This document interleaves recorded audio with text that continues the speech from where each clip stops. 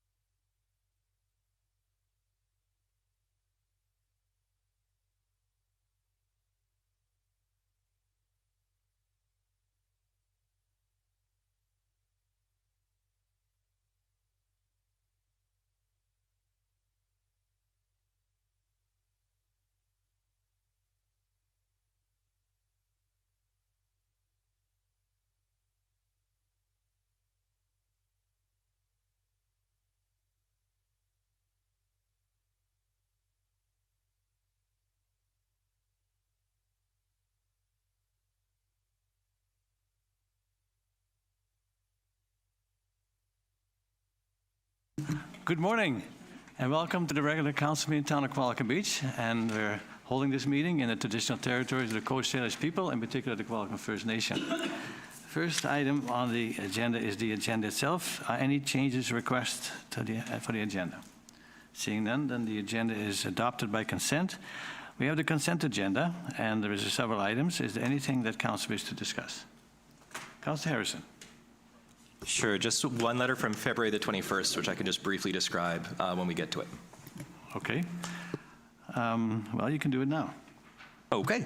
So there was a letter from a resident in Eagle Crest who was asking, will we rise and report if the negotiations with Eagle Crest Golf Course are at a close, with what the offer was. And I do think that's something that I know that we can't say what the offer was because it's in camera, but if we reach an end point in that process, we might want to rise and report with what the offer was. And because I do actually support just what the citizen was requesting, that's all. Thank you. We'll consider that in camera. Yeah. Thank you. Anything else? Then the consent agenda is adopted by consent. I have the minutes, and this is business arising. Councillor Harrison, you're up first. Oh my gosh, my apologies for the text. Okay, so the first one, I'm not sure if this is the best way to word it. The intent was to look at, to give council basically a decision point when we're looking at large contracts or just awarding service contracts more broadly. The city of Prince George just a couple days ago actually had a council meeting on this exact point, and I found the newspaper article about that very informative. Basically, the report from the city of Prince George said, you absolutely can be very aggressive, but it doesn't mean you should be. I'm trying to avoid, I think it's the View Royal actually passed something saying they're not allowing any American workers or inputs. That might be a bit extreme. That's at least my apologies to View Royal if I got your resolution wrong. But I think what I was trying to get at is that we'd be looking at the ownership and then also to potentially as an amendment like the materials and the inputs. And then a contractor usually when they submit a bid, they say, this is my bid, here's my number. And just something I was maybe hoping to get some feedback from staff is, could they put in a second number? Like if you want me to use more Canadian materials or more non-American materials if we're having a bit of a tiff with our neighbors to the south, here's my revised cost. But if you want me to just use your bare bottom dollar, here's my bottom dollar cost. And I'm just wondering, just through the chair to staff, is that something we should look at or not? Thank you. Ms. Varela.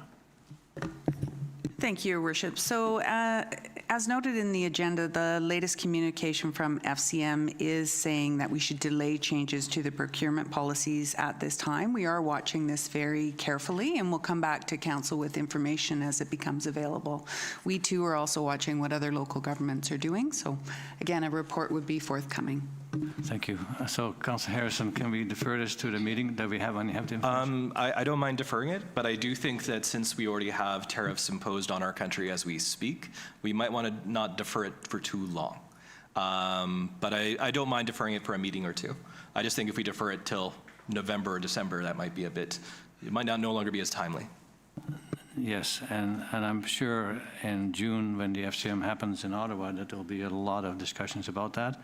And again, this morning, there were changes again to the tariffs because of what Mr. Ford did with the electricity provision to some northern states. Anyway, so it's deferred to a future council meeting when we have more information. So can I have a motion to that effect? Councillor Skipsey, Councillor Harrison, discussion. All in favor? Opposed of any? Carried. And your next one, please.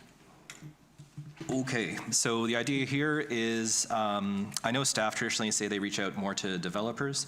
I'd be very interested in hearing from the contractors, the folks who basically arrange the crews who build homes in our area. Our OCP, going back even, I think prior to the 2015 OCP, I think even the previous iteration, was looking for multifamily, the gentle density in the village neighborhoods specifically. I think the 1998 OCP had that. I know the 2015 OCP did. And we're not seeing that happening right now very much. The building report is included, which has a year end. There were 5 units, I think, of multifamily built in all of last year that received a building permit. So the intent here is just to sit down with people who build homes for a living and say, how do we get something that is actually financially viable, given the cost of the property, the cost to demolish what's probably gonna be a single family home, and then put in a duplex or triplex. How does that work? Because I think having that grounded sort of reality in terms of how we actually try to get this gentle density would really help us. And if the feedback from, with the greatest respect to the developers, it's more the builders I'm interested in.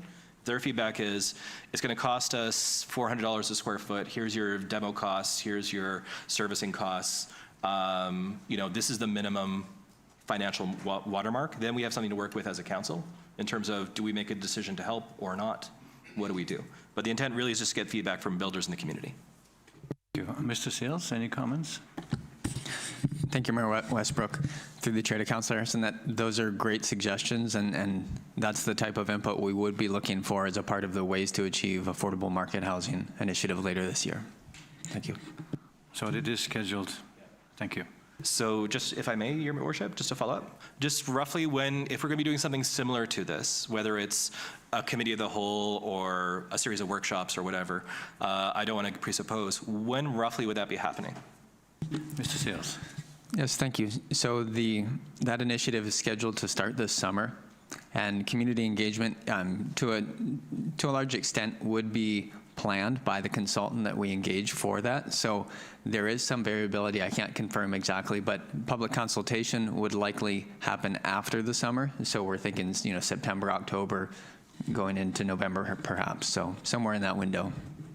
Okay, well, I do understand, it does make a lot of sense to double up processes, but I do want to highlight that every single time a single-family home in the village neighborhood is replaced by another single-family home, it's locked in there for probably 50 years or more. So I do get a little bit of a sense of urgency here that this is something that all our previous quality of life surveys say we want to see more of row houses, we want to see more diversity in our housing stock, but we're not accomplishing it yet. So I do understand the staff comment, so I suppose that'd be wrapped into it. So I'm not sure it really requires an action per se, but I do just worry that it gets pushed back into December of this year, and then we look at maybe addressing it middle of the next year, and then basically our term's almost over. So that's just why I have a sense of urgency on this. Yeah, no, I think your comments are right on and duly noted, and I think staff will keep that in mind and stick to the schedule as Councillor Mr. Sales indicated. Councillor Young. It's great that we're all thinking about this, and I agree with Councillor Harrison that maybe we can start talking about some things and encouraging the public to take it on, like encouraging carriage houses and the funding that is available right now, letting the public know, having meetings to encourage that, having templates available for them to lower the cost of planning a carriage house. Another thing I'd like to see invited to the table is nonprofit groups to come and have a conversation with government to see how we can support them in doing non-market housing. And rather than wait till summer or whenever, I think it's a process we could start as soon as possible. And that's the key word, as soon as possible. I know staff has been given plenty of things to do for the OCP and other things. So, Ms. Varela, when do you think this would be, other than what's indicated in the staff comment? Thank you, Worship. I just wanted to remind Council and the public that Council has given direction on this through the strategic planning process. So when we look at completion in Q1 of 2026, that is a hard deliverable for staff. If that timeline had to be adjusted, we'd bring that back to Council for discussion at that time. Again, the discussion about templates, all those other things, Council considered through your strategic planning process, and those timelines are built out in the next 5-year plan. Thank you, Ms. Varela. Councillor Harrison. Just through the chair to staff, so I believe it was last week that the federal government announced the templates for gentle density that they've been working on for several years have officially been released. I believe there was just under 30 all told throughout the country, and they'd been working with specialists in each province to ensure that it was built to the code in each province. Do we have any has that something staff have looked at all? Just through the chair, if I may. Mr. Seals, I see your lights on. Or was on. Yes, thank you. Through the chair to Councillor Harrison. So the design catalog has been released. The actual architectural plans have not been released yet. So essentially they are not usable at this time. However, I would say that there's a lot of alignment with the concept of pre-preparing building plans. It aligns with what we're doing. However, we're not quite there yet in terms of the ability to actually use them. Thank you. And your next one, number C. Just formally, should we put that on hold for a bit, or just because it is a motion? Well, it hasn't been moved. So, okay, we just move on to C. All right. Sorry, I was just thinking of process for a second. Thank you. So this would be about development permits where they meet the requirements in our design guidelines, and it's in the village neighborhood area. So we had one project that came forward, I believe about 6 months ago, which was for a fourplex that technically needed a variance. And the idea is to delegate some of the approvals to staff if it is something that meets the small scale multi-unit housing, I think it is, guidelines, our town guidelines, and it's specifically within the village neighborhood area. I don't want us to go crazy all through town, but the village neighborhood, again, This is where we're supposed to see these duplexes, triplexes, fourplexes. So that's the intent, is that it just makes it something we can delegate to staff for those smaller scale multifamily units. Thank you. I was quite impressed that council and staff had already would have approved that project before Bill 44 came into effect. Like, we were way ahead of the province, thinking this is what we need to do downtown. As far as coming to council, I think it's good for council, also for the public, to see what's being proposed. It's a small town. We don't have these coming in droves, but it's good for everybody, including council, to see what's being proposed. And if it seems out of character, that we have a time for a comment. Councillor Skipsey. Yeah, I'm not going to support this one. I think that, I'm not sure what the problem is that we're trying to solve, for one thing. And I do think bringing it before council, because now we're not having public hearings, that it gives the public an opportunity to know what's going on in their neighborhood.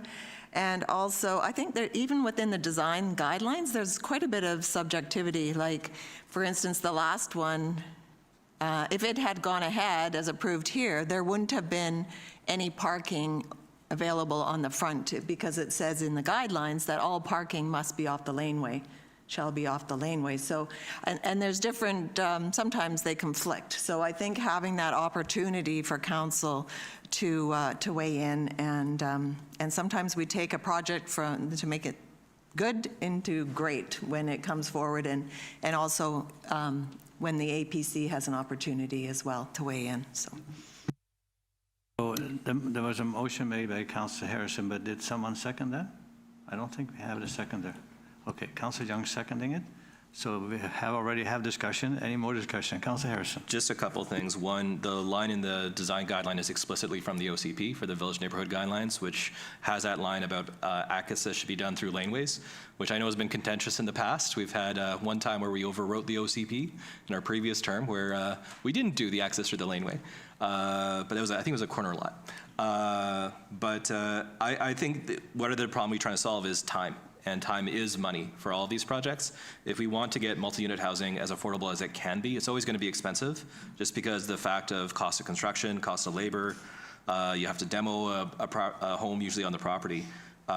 Even taking an extra month can add to the project costs. Also, too, with the variability in the cost of materials, you're not getting quotes for 3 or 4 months. You're getting quotes sometimes for a number of weeks for the cost of the materials when you're building something. So I do think this is something where, when we have strong indications from the quality of life survey that this is what people want to see, and our OCP says this is where we want to see it, I don't think council adds a lot to the discussion, with the greatest of respect. I think we just add more time, and that time is money, and it results in a higher cost for the unit at the end of the day.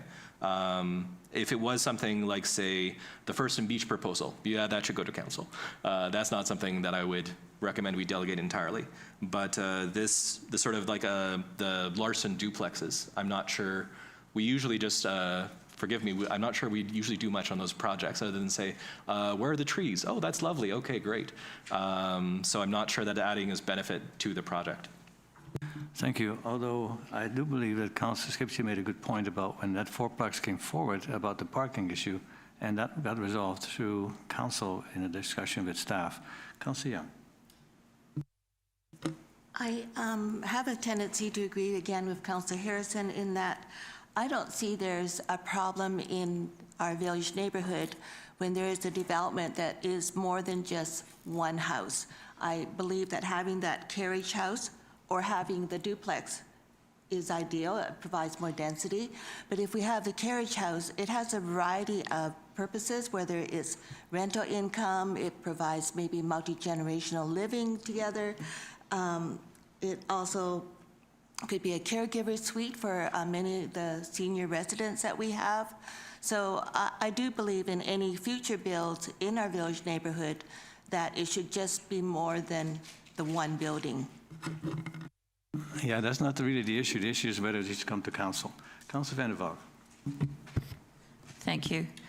I agree that council should have some input. We are the public's representatives, elected officials, and I think that our input is valuable, and as Councillor Skipsey mentioned, for that fourplex on First and about Primrose, it did not meet the design guidelines, and council looked at the in terms of the laneway and parking access.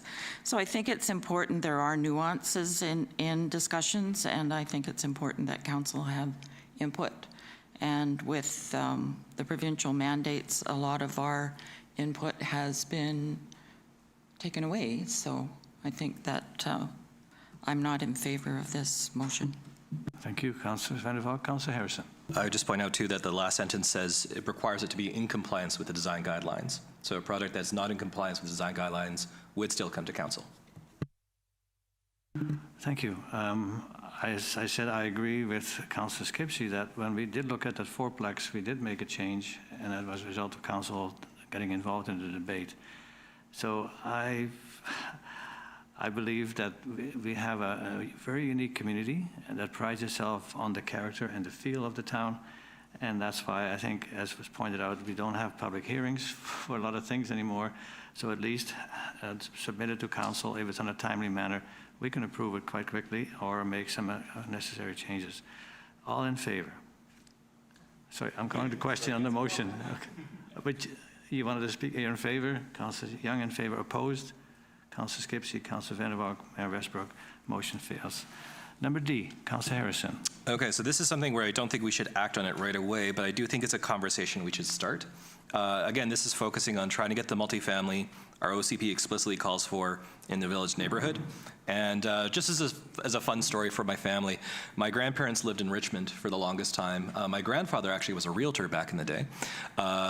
And they sold their house, I think, in 1986 or 1985. They had a nice single-family home in Richmond, and there was a handshake deal with the buyer that they'll just leave the house as it is because it's a charming house. It means a lot to our family, so handshake deal, leave it as it is. Torn down within a couple months, and a giant monster home gets put in place. So what we're starting to see in communities like Oak Bay, which has slightly higher housing costs, you'll tear down a single-family home, and you'll build another single-family home. And again, this locks in a single-family home in an area which is supposed to be more gentle density for 50, 60 years. Sorry, Liz, which is what's going to happen. So when I say 2 units, I also think that in this case, if you had a suite, a legal suite inside the house, that might satisfy it. But this is something which I think it requires a lot of communication with the community. The staff recommendation that be referred to the OCP review, I think is quite appropriate. But this is something where I think we need to start looking at both a carrot and a stick with the development of this sort of gentle density, where how do we make it easy for you? And then how do we sort of put a little bit of friction against the large monster homes, which respectfully are out of character, and also too, they don't really meet what the community needs. Thank you. I think many people agree with you on that. So to see it referred to the OCP, especially for the housing part, I think is appropriate. Thank you, Councillor Harrison. Yeah, I'd move the staff recommendation, sorry. Thank you. Seconded. Councillor Young, discussion. All in favor? Opposed, if any? Carry. Thank you. Ms. Svensson, did we follow proper procedure with all the other notices of motions? Are you short for a seconder? We were short for a seconder on the first one. Okay, I'll move that. I'll second that Okay, for the record. thank you. Delegations. Region of Nanaimo, Ravensong Aquatic Center. And we have today with us Tom Osborne, who is taking the lead on this, and his CEO, Mr. Doug Holmes. Thank you for attending today. And I think you have some more guests with you. And those who know me, I'm colorblind, so if I'm red and green, these things do not hold well for me. So you can slap me over the side of the head, and I'll make sure it's going the right color. Mayor and Council, it's a pleasure to be here today to speak about the Ravensong Aquatic Center expansion project. I am joined with a great team behind me, leading off with CEO Douglas Holmes, as well as Qualicum, who's our business administrator, and Heath Mahoney, who's our superintendent of aquatic services. So if you go to the Aquatic Center, you'll see Heath right in the hallway when you go there. why am I here today is actually to speak about a project that's been on the books and discussed in this community for decades as we move in here today. And that, of course, is the Ravensong Aquatic Center Expansion Project. I'll start off by, we're moving towards a referendum date of April 5th, and I'll provide some background material on what has taken place leading up to the April 5th date and what we're hearing from the community. So this is the timeline that we have in front of you today, and I do say we're almost at 20 years from when this was identified. So the pool was built in 1995, and then as we move forward, it was nearing capacity around 2010 was the first identification. It was then reconfirmed that the pool, it requires additional, there's a need for aquatic space in the Oceanside area through the Oceanside Recreation Master Plan. That was taking place in 2019, 2018.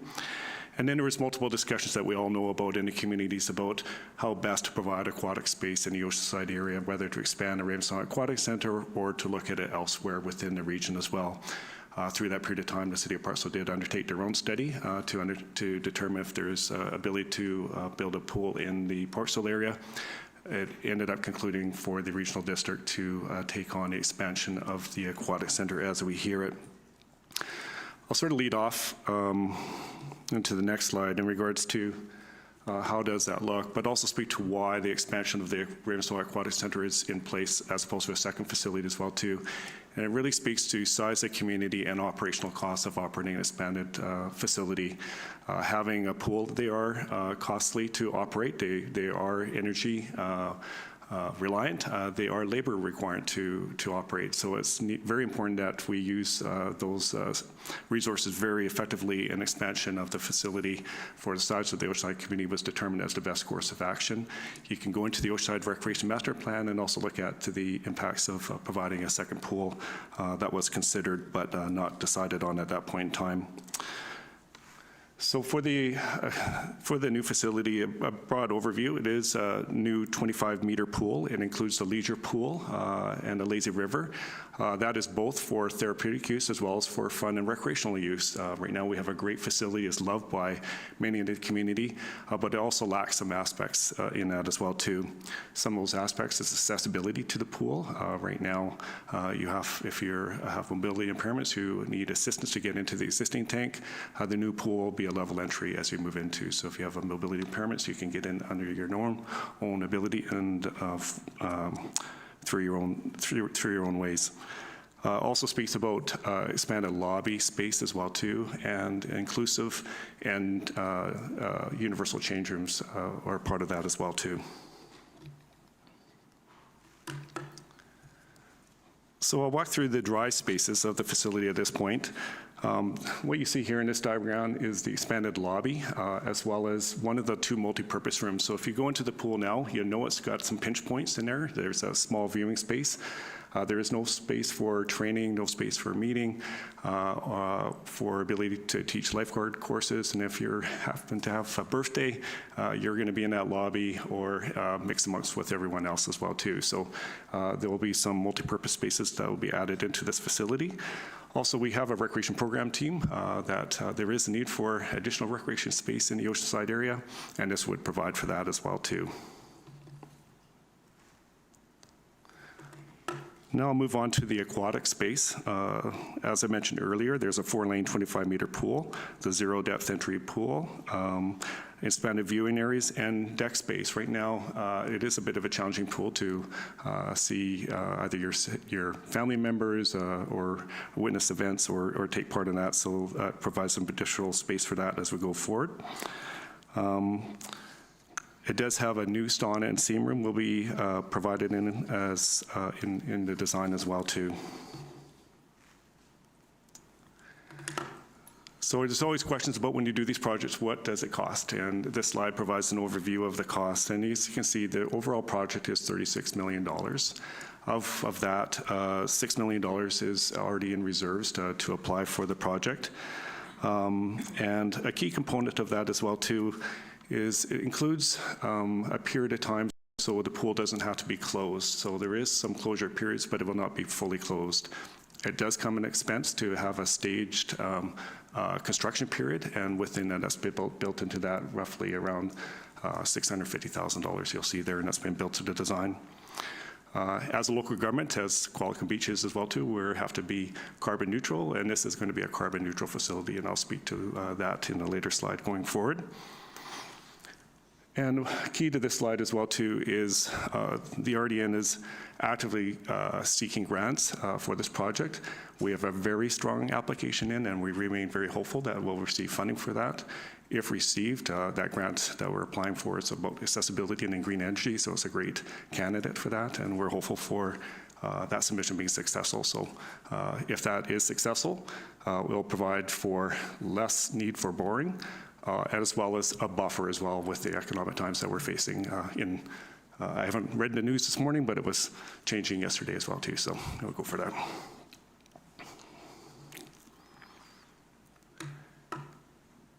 So let's see if I missed something here.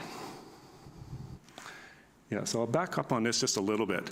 The Ravensong Aquatic Center is quite a unique service in that it is funded by way of usage surveys. So most way we collect taxes is by way of assessment, as you probably well know. But the Ravensong Aquatic Center is different. It's based on a usage survey that's done every 5 years, and it calculates who is using our facilities in the Oside area. And as I walk through this slide, which is key for the conversation today, electoral area E, which is Nanaimo Bay, is the lowest at 4.5%, followed up by electoral area H at 7.1%. Then we move into electoral area F at 16.7%, area G 18.2%, and then we move into the two municipalities of Parcel and Qualicum Beach, with Parcel being 26.4% and Qualicum Beach being 27.2%. That was designed when we did the bylaw review for the pool, and that's when the noose was not contributing to the service, and this is was the outcome of that. Basically, it allows for those that are using the facility to pay a higher percentage. Those are in the outlying areas with our broad area that we have in front of us. As we've been working through the open houses as well too, we are hearing, okay, now what does it cost to borrow, but also what does it cost to operate the facility? And that's what this slide does here in front of us. And you can see for Qualicum Beach, the baseline of the building as it is right now is $113 for the average residential homeowner. In 2025 and then going forward, you can see the increase depending on the area. So for Qualicum Beach, it's $139 per year, up to $307. That's sort of when the debenture is all in place and the building isn't operational at that point in time. So you can see where Qualicum Beach is in on that, as well as the other counterparts.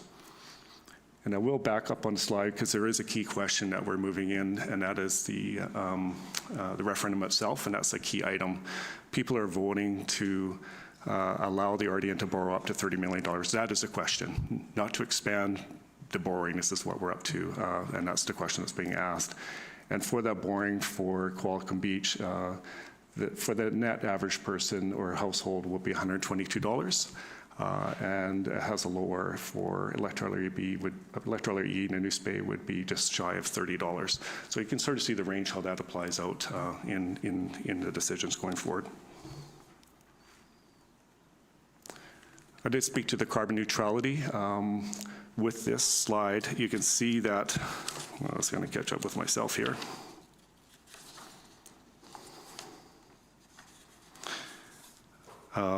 Once built, we'll see a reduction of emissions by 94% from the existing facility. So that's a key item as well too. So that's a larger facility requiring less energy to operate. And then a lower energy demand will reduce by 30% as well. So that's a key item. So you can see why the application that's in is a very strong application. This is where we'd be implementing a majority of the funds to cost recovery on that one. So we've had a pretty busy crew since the announcement of this. We've been on the information circuit for the last 3 weeks. We're in week 3. We were in Qualicum Beach on Monday. We had 71 residents and area residents come out to join us that night. Tonight we're at the Presbyterian Church on Wembley Road. And that's the last of the in-person meetings coming up, and have been pretty well attended through the community. Great questions asked. We do have a virtual session coming up on Monday, so those who are not able to make it out in person can actually meet us online, and that will be on Monday night as well.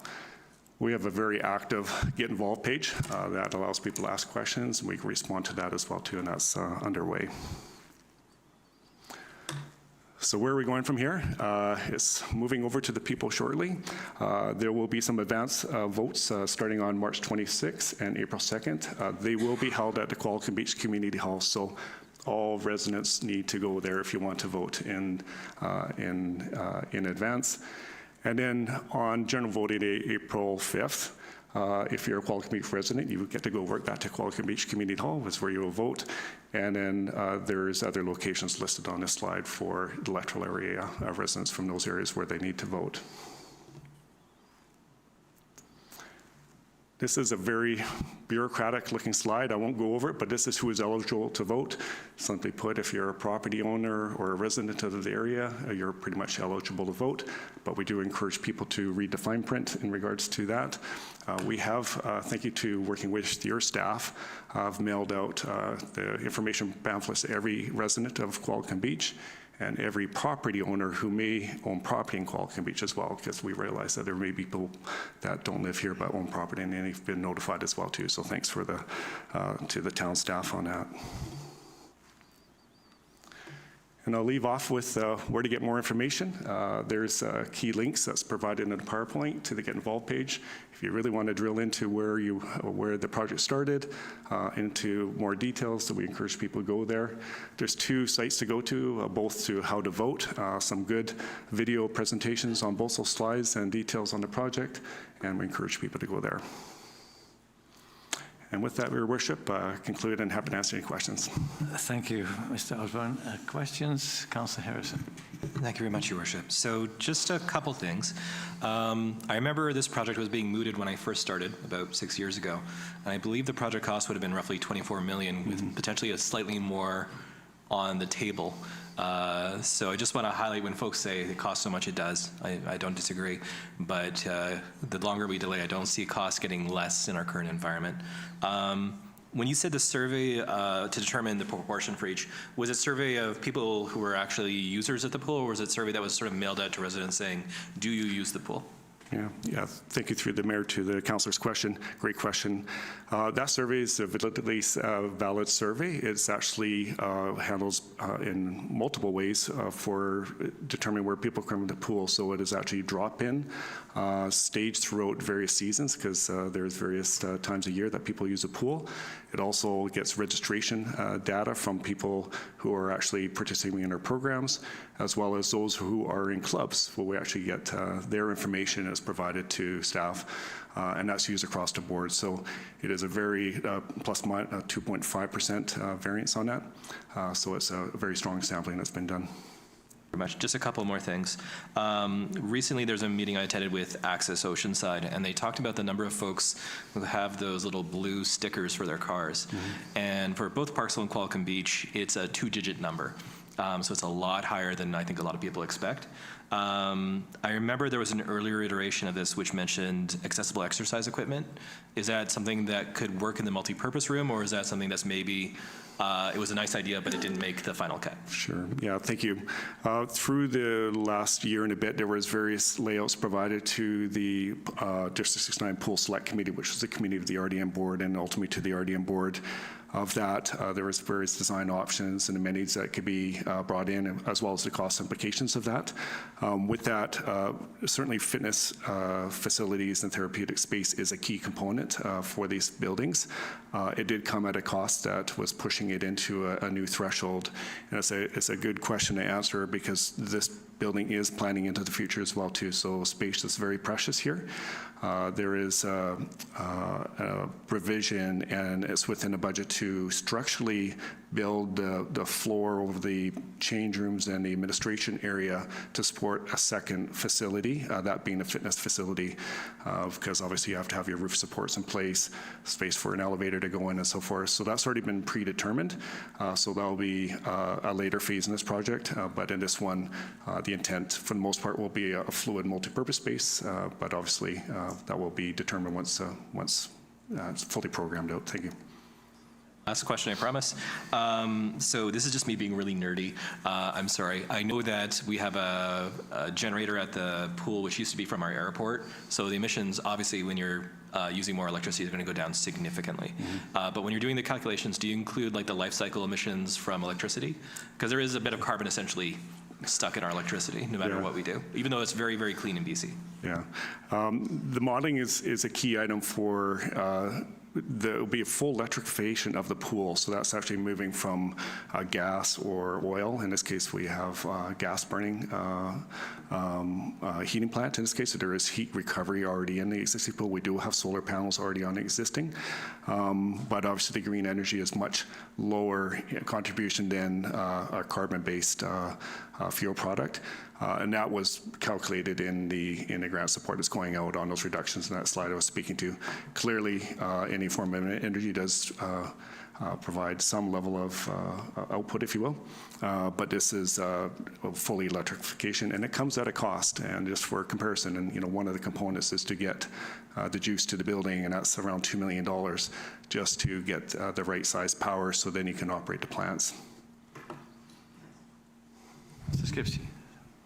I have a question. I'm not sure whether this is directed at you or our town staff. I think it's you, but it wouldn't be a conversation without talking about parking. So I'm just wondering if the current parking is deemed to be sufficient, or whether we would be looking at expanding it. Sure. I certainly will be looking over my shoulder at Mr. Sales on this question. We have had preliminary conversations with town staff about the variances. It is actually, from my understanding, very well served already with the existing parking, and the footprint should contain with no additional need for parking, but I will, through you, Your Worship, to defer that to town staff. Mr. Sales. Thank you, Mayor Westbrook. The lease area is currently structured so that all of the parking is on land owned by the town. So the pool, the lease area for the regional district does not have any parking. So if the town were to require parking at this point, it would be going on town land, and that discussion hasn't proceeded with regional districts. So my understanding is the parking is what it is, and the expansion is being proposed without any additional parking. Thank you. And from my own observation, and I go there quite often, and the place can be very busy for whatever program is happening, and I've never seen a shortage of parking. People like parking at the kind of the civic center side, but if you go in the back, there's tons of room and hardly ever used. So I think we're okay with that. That's just my personal layman's perspective. Councillor Skipsey, that's it? Councillor Young. Will this new size be able to host competition for swimming? Thank you. Through to Councillor Young's question. It is a 25-meter pool as we have right now, so it, as far as local meets, it can accommodate as far as sort of a provincial standard that is typically held in our larger facilities within the region. Typically sitting in Nanaimo, of course, being the 50-meter pool and so forth. I'll just maybe just look at Mr. Mahoney and just to confirm this. Mr. Mahoney.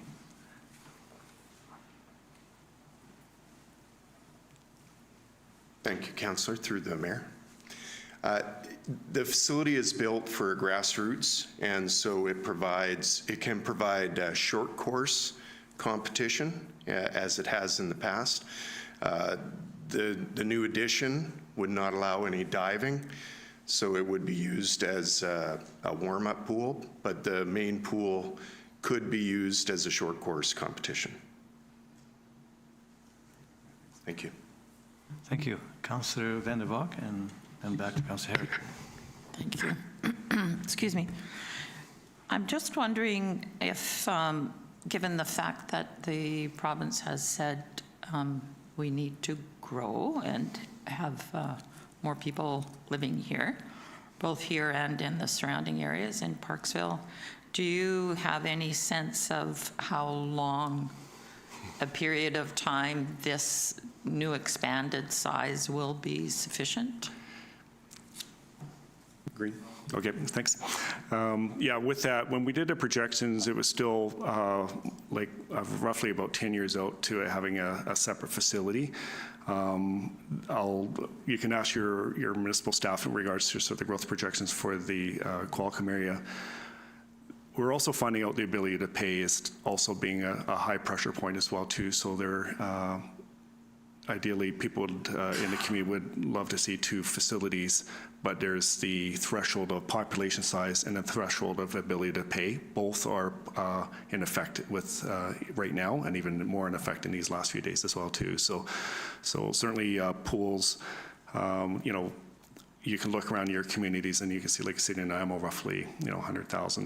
They do have 2 pools. They do actually have to slow down one pool at periods of time to ensure that the other pool is operating well and also effectively as well too. So I don't have the dates. I'll refer back to our Parks and Rec master plan, and I'll check in that when we go back, but there's some key dates in that document that we can refer to. Councillor Harrison, thank you. And just to sort of follow up on Councillor Skipsey's point, I do think that most of the time parking will be fine, but just as we're doing programming, the thing to watch out for is when you have kids soccer matches happening, because that is by far the most popular sport in Canada for youth, and say Aquafit at the same time. That might stretch our parking. But to the mayor's point, most of the time it'll be fine. It would just be more at the RDN side when you're doing your programming of when things are on, just making sure you don't have everything at the same time. And also as a heads up to the RDN, we are talking about potentially adding pickleball courts to that area. So, as time passes, there might be more use there. But I do think we're fine probably for now. And if we're not fine, that's something we can deal with. I think having a problem with parking because people like and attend a pool and other recreation facilities is a good problem to have. Councillor Skipsey. Yes, thank you.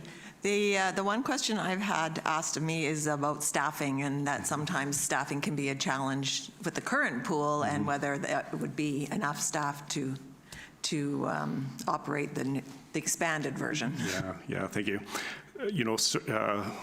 Serving 2 communities that have the older population in Canada is a challenge, both in the amount of need that's required in those communities by an older population, as well as the lack of youth in those populations as well too.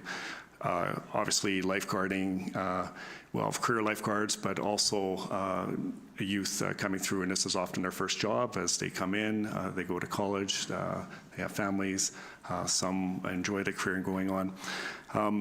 We are seeing still, and it's an interesting time period for the recreation sector, and that is to do with COVID. So there was a period of time that there was no training taking place. So we were able to keep the buildings going, but you couldn't train.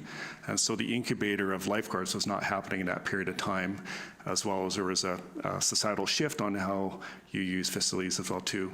We're coming out of that. Now we're seeing the usage surge. We're not seeing the training aspect keep up with that as well too. So all facilities in North America are dealing with this. It's not a Qualicum Beach, Oceanside area. It's across North America, and their strategies being looked at. So it's a great question. It's a question of the service sector as a whole, not just the pool as well too.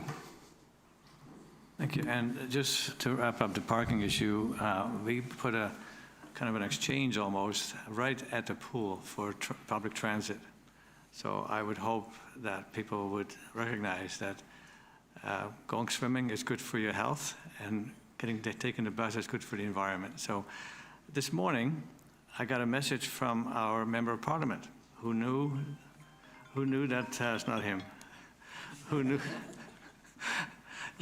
that we were having this discussion, and I don't think he knew you were coming here today, but I'm just going to read out what he sent me at 22:10 this morning. On April 16, 2024, the Government of Canada released Budget 2024, which approximately $500 million top up on extended the program until March 2029. There are 338 ridings across Canada, therefore $500 million divided by 338 for each riding share would be about 1.4 million. We're getting 7 million, which is about 5 times the average piece. And in the recreational funding in the history of our riding, that is the biggest grant we've ever received. So you can almost take a quarter of all those costs, 7 million of 30 million, almost a quarter. So you take that to a whole new numbers game. And I trust that people will see that, because as Councillor Harrison said, things don't get cheaper by delaying it. I think it probably cost us 10 million more than what it would have cost if we'd gone ahead when we were supposed to about 6 years ago. So having that in mind, and I know there was a significant delegation at our board meeting last Tuesday, concerned about costs, and I understand that. And there are some big ticket items coming for both the hospital district and also for the French Creek Pollution Control Center. And some people would think this is a nice thing to have. I would disagree. I think this is a need to have for many people. How many visits would come there a year on average? I know one time there was about 90,000 a year.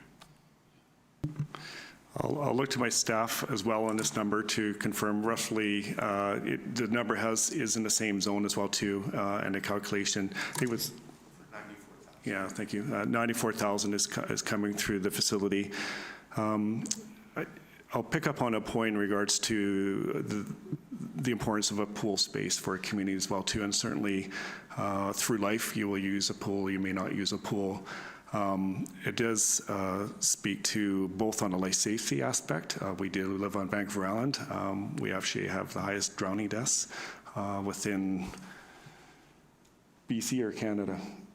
BC, yeah. So What? drowning incidents in the area. So it speaks to the need for life for swim lessons going on.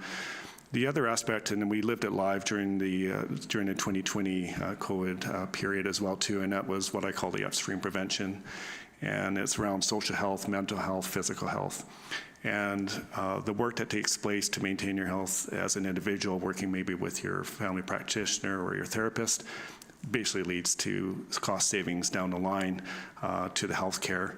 Obviously, that's picked up by the local government to provide that prevention service, if you will, but it's very, very important. But we do know there was setbacks, if you will, both in people's health during the COVID period and with the inability to access services, including that takes place at the pool. So it's we do hear the nicety versus necessity, but it is a long game we're into in our lives, and ensuring maintaining a healthy and active life is a key component of that. Yeah, and we celebrated the gold medal win of a local fellow who practiced there, young Bennett. A wonderful story. And also there was on CBC, I think it was October 14, just before we had the Oceanside Services Committee, there was a story on CBC about how important recreational pools are for the health of people. So yes, we do need to proceed with the new tower at the hospital. It's going to take a few years. This could be much quicker, and it would help people stay out of the hospital perhaps longer. So I think on behalf of council and staff, this is recorded so people can tune in later and they can replay it, because I think that was an excellent presentation. Thank you. Oh, Councillor Harrison. Just my apologies, one last question. So one of the things I'm thinking about is that we have a lot of older seniors, and one area where we're an outlier in terms of health outcomes is potential years life lost because of falls, and then the rehabilitation process. So this is something that happens to a lot of older seniors. And rehabbing in a gym is something that folks who are a little bit more frail can't do. So the pool, because it's a lot easier to exercise there, is something I'm sure is used. Do we have any statistics on number of folks who are doing essentially rehab at the pool, or is that something that's not tracked? It's okay if it's not tracked, but it's just... I don't know. Okay. Oh, no, that's okay. But I'm pretty sure it'd be a very significant number of people in our area. Yeah. Through that, I mean, you are seeing on the therapeutic side, both young and old, work safe as well. People recovering from work injuries are coming to the pool. Individuals that can't ride a bike very well, including myself, have my incidents. That's the last time I was in a pool for therapy reasons as well too. So you see all age groups going in. Certainly with the older demographic of the outside community, it is key to maintain a healthy lifestyle. Thank you. With that, thank you for coming all the way over to Kwalikum Beach, and really appreciate taking the time. Excellent presentation. And the other thing, I just wanted to ask if it's possible, that video that was showed shown at the, was it the Oceanside Service Committee? I think it was in October, it might have been a little bit later, where one of your staff showed a video of all the activities in the swimming pool.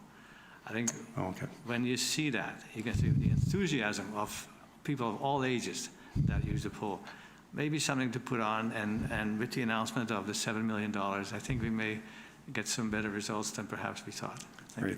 Thank you, Your Worship. Yes, good to hear the news that you're hearing. I'll look forward to reading it in black and white and moving forward on that as well, too. So thank you. Thank you for your time today.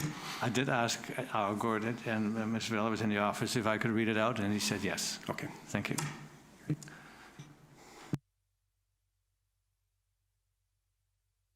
Next item on the agenda is the correspondence, and the one letter was from Janet Tony, and there was a serious concern about the drainage at the end of Buller Road, which has been a chronic problem for many years. Staff has a plan, but I'll turn this over to Ms. Varela for a comment. Thank you, Your Worship. As noted in the agenda, staff are reviewing this issue, and we will be bringing a staff report back tentatively on April 16th if all the work is done. It is quite a complicated issue, but we will be seeking council direction on this sooner rather than later. Thank you, Your Worship. Thank you. On the letter from Ms. La Jeunesse about pickleball courts, the reason why I asked to have it on the agenda, because we're getting multiple requests, and I thought Council had basically made a decision that it would be, we would not put 4 courts on one tennis court at the tennis court side, but that we would focus on the new site next to the skateboard park.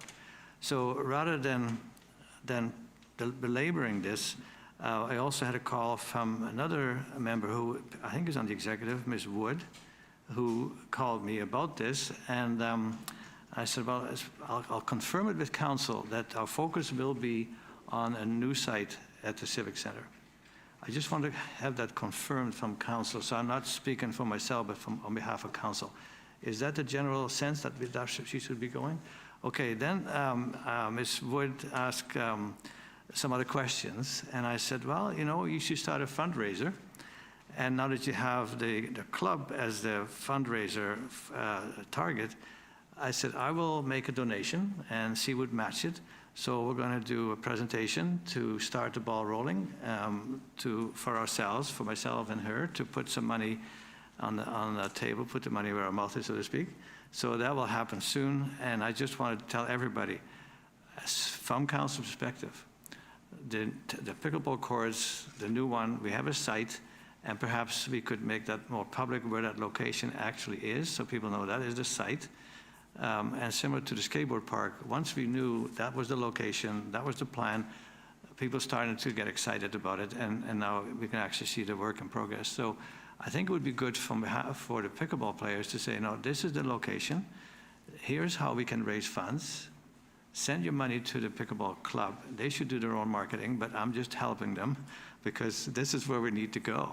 And we have money in the budget to help them get it across the finish line.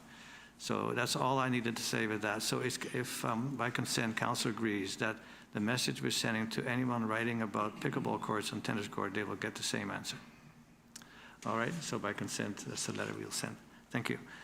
And then there was a letter from the school district chair, Ms. Flynn, and I'll turn it over to Ms. Varela. Thank you, Your Worship. There's 2 pieces with this correspondence. The first being liaising with the school district, the Director of Operations.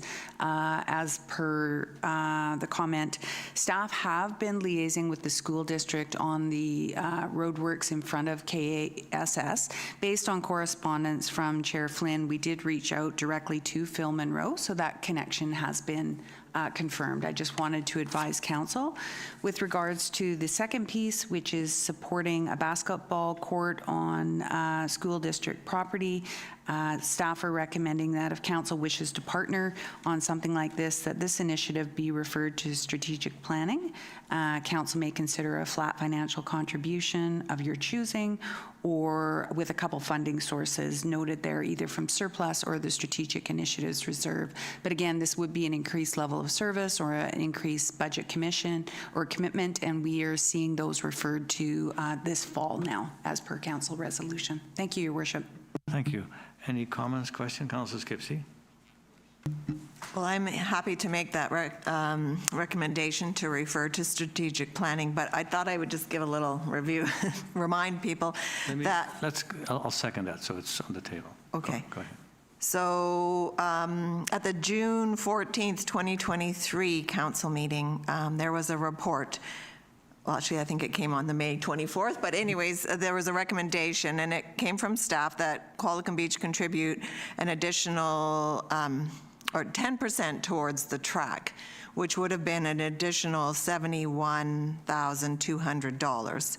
And council had a discussion at that time and decided that we would make a total contribution of $75,000. So instead, only the $18,600 was approved. So the difference then being there was $52,600 that didn't go to the track. That the conversation was that we would rather invest in our own high school and put that money there. So if there was a project or whatnot that came forward. So I was in attendance at the PAC meeting when Phil Monroe made a presentation to them on this multi-use court. And there was quite a bit of excitement around it. And the PAC, I think, also plans to do some fundraising to help pay for this facility. But I just want to remind people that, you know, sometimes people say, well, why would the town get involved if it's on school district property? But in the off hours, those amenities are open for the community to use. So it's actually a savings in a way for us that we're not on the hook for the whole project costs, but when we can contribute, and then that can be used by the community. So yeah, I would hope that we could have more discussion about this, and maybe by the time we get to strategic planning, there will be more information about the project itself. But the multi-use, they're talking about pickleball and soccer and hockey, anything. Thank you. Councillor Harrison. I do think, too, one of the reasons why I would support actually putting money into this is that the school district this year has declining enrollment, which means they've had to actually make cuts in their operations. They are not able to replenish their reserves like we can. They can only replenish their reserves through selling property. So it's a much bigger deal when the school district wants to spend money out of their reserves. So with a very, very tight operating budget where they're making very hard choices about staffing levels, particularly for educational assistants, the kind of staff who help kids with disabilities and developmental delays. This is something where we shouldn't make a habit of it, but I'd be in favor of even a higher number than 50,000 of matching funds for funds that are raised in the community. So if the PAC can raise, you know, a large sum, then we'll join it like we do with other organizations. I think the museum, we've had a long-standing thing where we do matching donations. So this is absolutely something I think we should be looking at, because seeing the current state of affairs is a little bit embarrassing. And given how tight the budget is for the school district, I don't think they'll be able to move on it. But I do recognize that we live in difficult times, and the next few budgets are going to be tough, probably. So there's going to be a lot of great projects to support, but this is something I think that's worth looking at. Yes, and it does have precedent. We contributed quite a bit of money to the Airview School ball field area, because the school was built, and then, of course, they ran out of money, and they just had a bit of seed to throw on some muddy field. So together with the regional district and Qualicum Beach, we have a much better field at Airview. And then at Qualicum Beach Elementary School, they needed more playground equipment, and so we contributed that. The benefit of having it on their site is that we don't maintain it. So we don't have to provide the land, we don't maintain it, we don't have the risk. So I think it's actually a positive thing to do, and like you said, it's available to the public after hours and holidays. Thank you. Further discussion? All in favor? Opposed, if any? Carried. Thank you. And then the letter of support from the farmers market, you saw that. This is for people to get a coupon if they feel, if they seem to be needed. They can go to the farmers market and buy fresh produce. They needed a partner. Councillor Vander and I met with the manager of the farmers market and the past president of the Seniors Activity Center, who were quite enthusiastic about helping some people find a way to pay for or buy fresh produce. Councillor Vander, anything to add on that? No, I think it was a very good meeting, and hopefully we will find a way, or they will find a way to increase the number of nutrition coupons available to seniors in the community. So this was just for your information. Bylaws, financial plan. Mr. Hare. Thank you, Your Worship. So the staff report that you have in front of you is putting forward the financial plan bylaw for third reading for council consideration. We've captured a few changes since the second reading. And there's 4 primary changes which are identified in the report. The Seacrest Slope Stabilization Project, which is a $2.6 million project. When we had first and second readings, it was funded through an anticipated grant application that had been made, but the grant application wasn't advanced for approval, so we had to reprioritize the capital plan because this is a high priority project that has risk to property. And so we've identified funding sources within the financial plan so that it can occur in 2025. We have also, sorry about that. We have also made a correction to a project that was included in the capital section, the Schoolhouse Creek Tributary Project. And there was also a report to council on a grant application for the Emergency Operations Center for supplies and training. So that's been incorporated into the plan. And then we have some carry forward provisions, which we better knew after second reading what needed to be carried forward. So those adjustments have been made to the financial plan bylaw as well. And I do have a brief PowerPoint presentation just to recap our financial plan for council as it is at third reading. So on December 11th, 2024, again, this is just a recap, council had by resolution directed staff to target a maximum increase of 6.6% of additional tax revenue in comparison to the previous year. So the financial plan does call for a 6.6% increase in property taxes over the previous year. It, oops.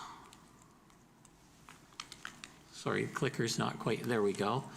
The financial plan also addresses in the operating budget workforce planning costs, so it addresses the contractual obligation for staff and council remuneration, for paid on-call firefighters benefits, additional staffing resources that are included and funded from taxation in the property in the financial plan bylaw include 1.2 FTEs in parks, and that's to address capacity for existing services, and a 0.8 FTE to address new services. There's also a fire smart and wildfire resiliency position, which is partially funded through taxation and partially through grant funds, and a part-time GIS student position. The plan also addresses the RCMP policing contract, and it includes a increase equivalent to 1.3% of the previous year's property tax levy towards increasing the contribution to the asset replacement reserve. In terms of the impact on property taxes, the 6.6% increase will generate an additional $804,000 of property taxation revenue. And for the average home in Qualicum Beach, which is assessed at $981,000, that implies an annual increase of $152,000, which is about $13 a month.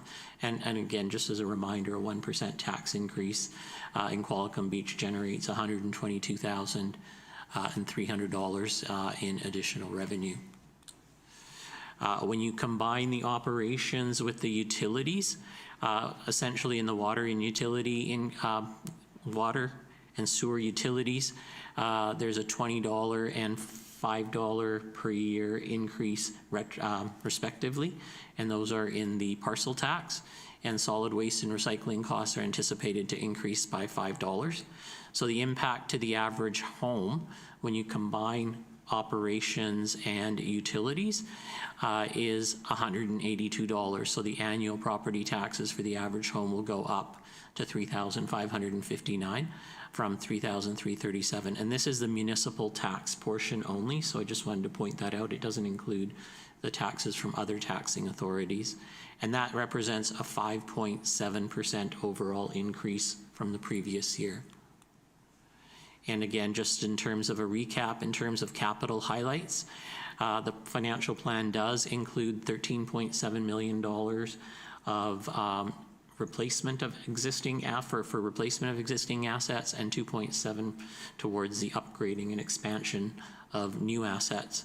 Significant projects included in the 13.7 million include the Seacrest Place road replacement and slope stabilization project, the skate park project, and then the runway and taxi apron at the airport, which is grant dependent, and the loader and snow blower at the airport, which is grant dependent.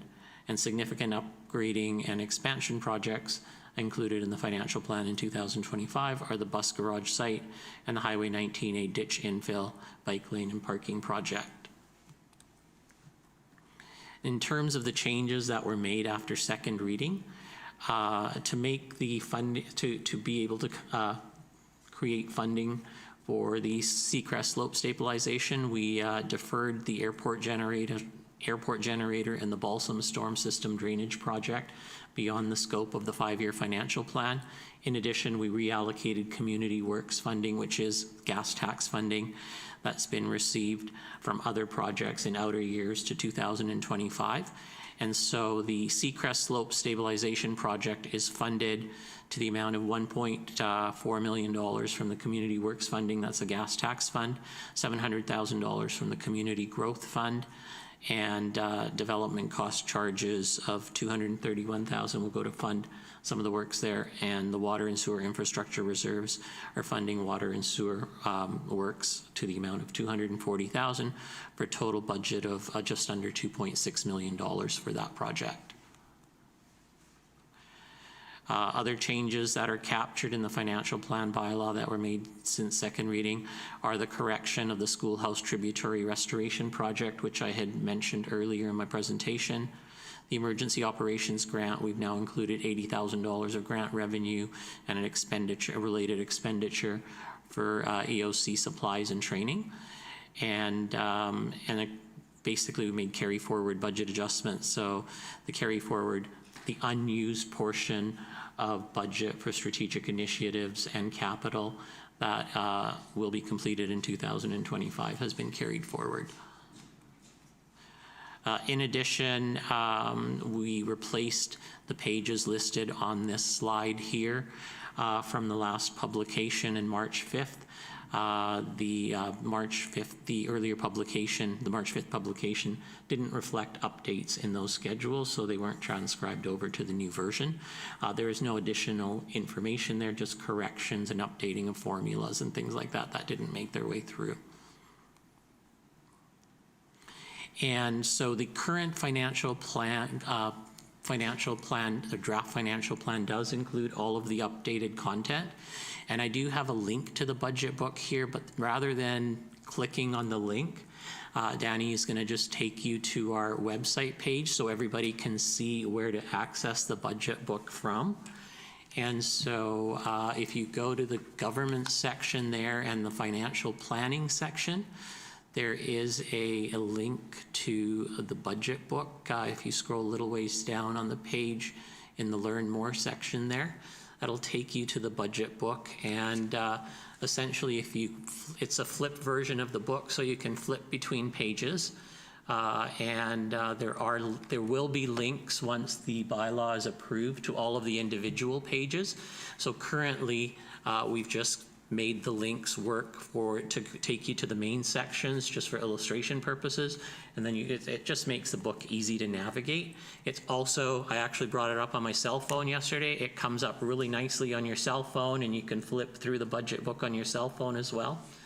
And and it basically starts out with, let me go to my budget book because I don't have my table of contents entirely memorized, but just to give you a very high overview, starts off with an introduction, so it gives you an overview of the budget book, talks a little bit about the community, and then we have an organizational profile which talks about our resources and the makeup of municipal council. And then we have the strategic plan section, which includes all of the strategic initiatives that are included in the next 5 years. Then a financial management section, which basically has the legislation, the framework, our structure. What is really, really important and would be of interest to council, I believe, is the reserve balances. So there is a 5-year projection for all of our reserves included in this section.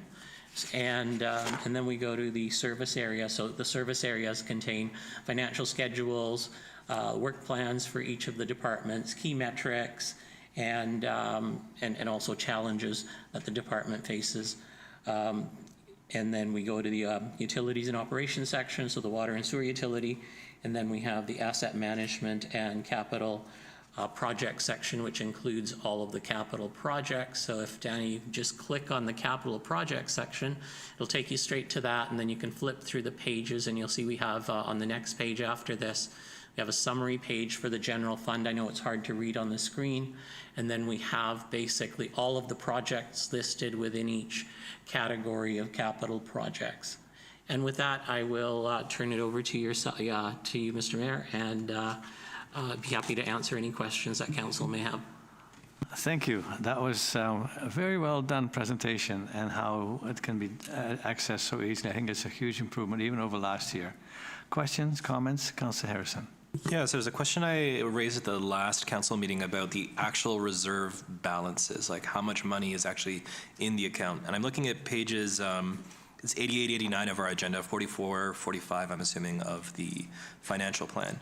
Are those amounts, like I just see the balance opening, is that the actual, in the actual account balance, or is that our, ideally we have this much in our, allocated for a reserve? So the page you would be looking at would be the projected opening balance for 2025. So what we've done is in 2024, we're not complete with our year end, but we have a very strong idea of what the reserves will be drawn down by in 2024, and we've taken into consideration the contributions that are going to those reserves. So basically the 2025 is the projected opening balance for 2025. There may be slight differences. These reserve balances will also be included in, there may be a slight difference between the closing balance for 2024 and the opening balance for 2025, because we are currently working on our audited financial statements. However, the closing balances for 2024 will be reported in our financial statements as well when they come forward to council. Following up on that, just because this is a personal obsession of mine, is trying to get the most money out of reserves as possible. It looks like we have a roughly 4% interest rate for our reserves. I mean, there's some variance, I'm assuming it's just because we're spending money earlier in the year and the reserve is going to be a lot less during the year. But is that just something which is all statutory, or is there any way we could get a higher rate of return? So we will be turning our attention to how our funds are invested this year. We generally invest our surplus funds with the municipal finance authorities, which has competitive earnings, and it is essentially statutory reserves are the only reserves that do earn interest, and rest of the reserve earned on our general surplus is surplus interest. Go ahead. There's something where I'm in a bit of a bind, but there's an expense allocated to a nonprofit, which was done in an in-camera meeting. I'm not sure we ever arose with the actual expense to the public. So is that something that I'd be following up with staff to make sure we actually arose to the public with that funding allocation, just because transparency-wise, we should probably have that? Ms. Brilla. Again, Your Worship, if anything is in camera, it should be discussed there, and then council provides direction to rise from that meeting appropriately, but it shouldn't be discussed in open meeting. Thank you. Thank you. Yeah, and then just the last thing I'll just reiterate from previous iterations of the budget. There's several expenses that we're doing this year that I just don't agree with categorically, particularly the $1 million allocation for the Naked Naturals. We haven't even decided if we're going to do underground parking or not, so I think to spend the money is entirely premature. So I won't be supporting the budget at this time. Thank you, Councillor Harrison. Councillor Young. I noticed recently that you have written a letter to the Minister Farnsworth about emergency support for the Seacrest slope. What are our chances of maybe receiving some sort of funding, and what kind of approximation do you think we might get? I would expect nothing, and everything we get would be a bonus. Councillor, anyone else? Thank you. So could I have a motion to proceed with the staff recommendation and do the adoptions? Councillor Vander, Councillor Skipsey. So we're dealing with one at a time. And any further discussion? All in favor? Opposed, if any? Carried. Thank you. And number 2, Councillor Skipsey, Councillor Young, discussion. All in favor? Opposed, if any? Carried. And number 3, Councillor Vander, Councillor Young, discussion. All in favor? Opposed, if any? Carried unanimously. Thank you. No. Oh, you were opposed Yeah. to all of them? Yeah, to all 3, yeah. Oh, duly noted. Councillor Harrison opposed. Sorry, I didn't catch that. I'm sorry. Okay, but we're on the record now for opposing it, so you're good to go. Okay, international liaison reports. It was a real honor to speak at the International Women's Day celebration at the Knox United Church on Saturday, and in particular, how proud I am that I think we have a female CEO, many staff, as you can see, the senior staff members are female, and of course, our majority of council is female. And I commented, Councillor Harrison agreed that this is a very good council, and so we're very proud that we are leading edge as far as women participating, equal pay, equal value, and respect from the community. There was a presentation from Alexander Morton about sea lice and fish farms. I thought it was excellent, so I'm not going to go into all the details of events and things I attended, but that one really stood out for me. So thank you for staff for helping me prepare the comments. I didn't use them because they were very similar to other people, and I just thought I'd speak off the cuff from what I know is going on in our community. Councillor Harrison. Thank you very much, Your Worship. So there's just 2 notices of motion submitted to staff for a future meeting, but just to give the public a heads up. One is looking at remuneration. Usually this is just more for something for the strategic plan. Usually you do it in the last year of your term, so it's something where we should probably be talking about that. And the second is there was a proposal for a mixed residential / health center on First and Beach. The provincial government arrangement between the BC Greens and the BC NDP is contingent on support for community health centers. So this is an opportunity where the province has said this is our #1 priority. So it's just a notice of motion to say that we should discuss potentially doing a public-private partnership to ensure there's a community health center owned by the community, and then we'll look at the other things later. Mr. Harrison, Councillor Harrison, you know you need to submit those in writing before a deadline and not make them on the fly here. Oh, no, I'm not making them on the fly for today. It's for a future council meeting, and I have submitted them in writing to staff, like they do actually have them. It's just to let the public know at a future meeting we'll be talking about this, so if they have opinions, they can let us know early on.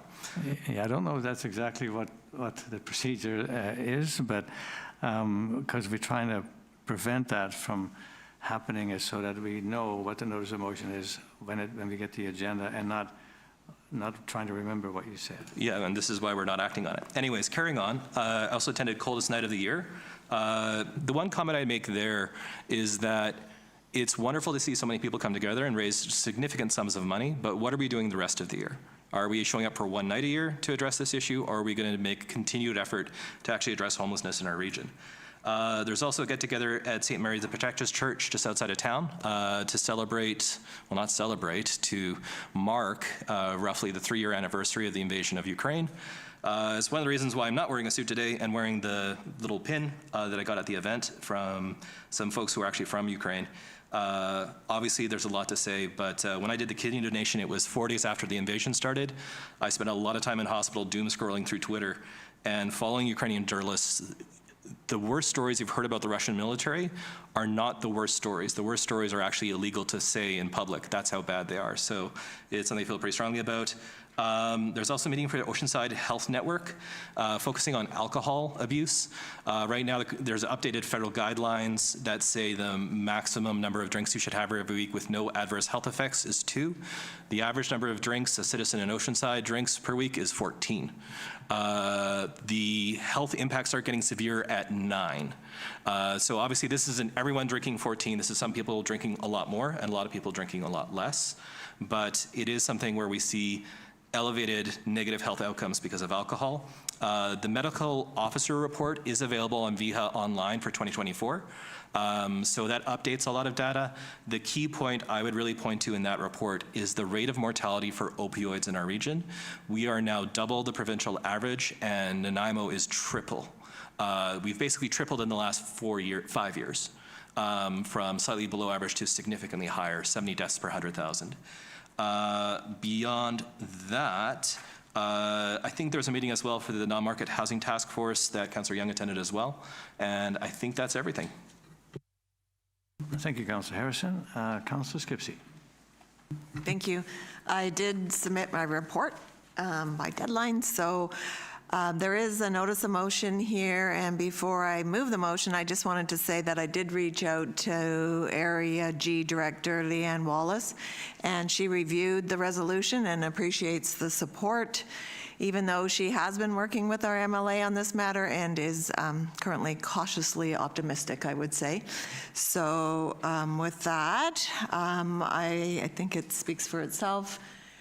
There is a piece of land which connects with our Lot 10, and we are concerned about I am concerned, I think we should be concerned about the future of that piece of property, and so this is to write a letter of support for the RDN's request for a license of occupation, and also just around the conservation of this land.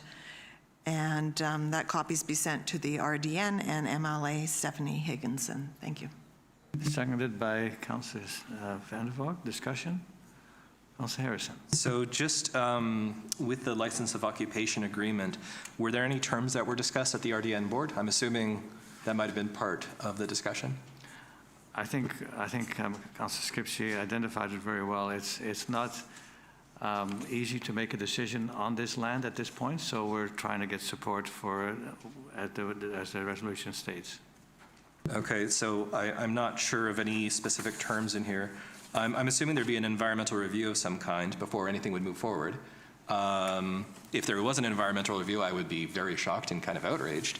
But what specifically for the license of occupation are we requesting? That's just what I'm not clear on. Like, so we're asking for a license of occupation. Are there any terms in that or any information on it? Perhaps Councillor Skipsey knows more about that. Yeah. Go ahead. The original application for Crown land tenure was submitted with the intention of designating the parcel as an electoral area G community park with a focus on neighborhood trail access and nature appreciation. And they did receive notice back saying that they wouldn't be giving that because of potential use, let's see, has reserved this provincial crown land for future gravel extraction. So the concern is that that might be a plan for that neighborhood. It's a strange shaped piece of property which has a lot of neighbors that abut to it. There's, by the time you did the setbacks, I'm not sure that there would be very much land you could actually use. And I think it's just generally expressing our support. And I think the province may be considering maybe not land tenure, but some other kind of agreement. So I think just providing that level, another letter of support would be helpful to the process. Sorry, Councillor Harrison. Thank you, Your Worship. So I do think a little bit more specificity would be great, but as a general direction, certainly where I grew up, there are a couple gravel pits nearby, and it's where my high school celebrated their grad. Growing up in Prince George, it's a wonderful community. So it is very disruptive. You do have a lot of large trucks. There's a lot of dust. So I understand that it's quite disruptive to have a gravel pit somewhere, particularly where it's incongruous. So I don't mind supporting this. I just, it's kind of unclear, like, what are we actually doing beyond saying, can you please try to allocate this land for a park? Yeah, I spoke with Emily Higginson at the meeting on the 1st of March at the Civic Center. It was a very good presentation by a number of people. One was Fisheries, one, and also the RDN for watershed management. And we are concerned having a potential of a gravel pit so close to the Kwalikum River. So that's why we're supporting it. We'd like to see some more security. And I also asked Emily Higginson if there was any kind of a process where environmental measures would be taken to protect the environment, because we've seen in the past how tailing ponds can breach a dike or a buffer and do terrible damage to fish-bearing streams. So we are concerned about this. I think this is just the beginning. Go ahead. Sorry, just the last thing. Do we have any information on when that original designation was made? I'm just thinking sometimes we have zoning that's 50 years old, and the rules are very different 50 years ago. So I can see here where they say, oh, it'd be perfect for gravel extraction, but maybe they made that decision circa 1985, and there's a little bit higher standard now. Yeah. Okay, that's a good question. I'll follow up on that. Thank you.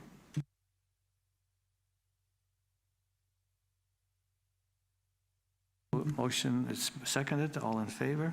Opposed, if any? Carried unanimously. Thank you. Okay, my second recommendation comes from the Heritage Forest Commission meeting on March the 6th, and it's to support the initiative for the Heritage Forest Commission member Tom Whitfield to conduct tours of the Heritage Forest on April 4th and 5th as part of the Brant Wildlife Festival. And I think they limit the number to 10 in each of those tours. I would move that. Sure. Discussion? All in favor? Opposed, if any? Carried unanimously. Thank you. That concludes your report, Councillor Skipsey. Thank you. Councillor Vander. Thank you. I have again submitted my written report and don't have too much to add to it. Just as was mentioned before, I am the liaison to the Qualicum Beach Farmers Market, and the mayor and I did have a meeting with Lonnie Elves, the manager, and Lauren, I can't remember, the past president, and discussed the possibility of getting more nutrition coupons to seniors in the community. I have been attending as well the OCP Review Steering Committee, and I think we are making very good progress and addressing a lot of the questions that have been discussed this morning or brought forward this morning. So I have complete confidence that we will come up with a very good end result with that committee. And I also attended the meeting of the Qualicum Beach Collective, which I have written a little bit about here because I think there may be people that aren't really familiar with the Qualicum Beach Collective. But they are a group that are very interested in finding ways to promote community both through business, arts, history, and residential groups. And they are interested in launching an initiative to have a blue zone designation in Qualicum Beach, which would establish it as maybe the healthiest community in Canada. That's their goal. And also did attend the AGM of CUES, Qualicum Community Wellness Society, where they discussed a lot of the projects that they had been successful in bringing forward. And also they are very much interested in building community as well. So we have a lot of community groups building community, and that's great. Thank you. Thank you, Councillor Van Vaal. Councillor Young.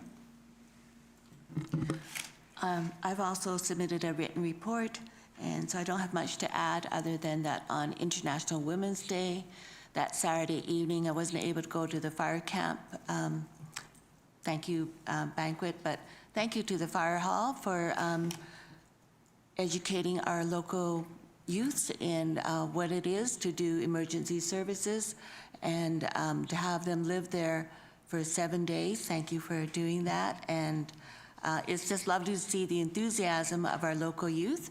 And hopefully we'll get some fire recruits from there. Also, that evening, I attended the International Women's Day get-together at the QBI, and they do that annually.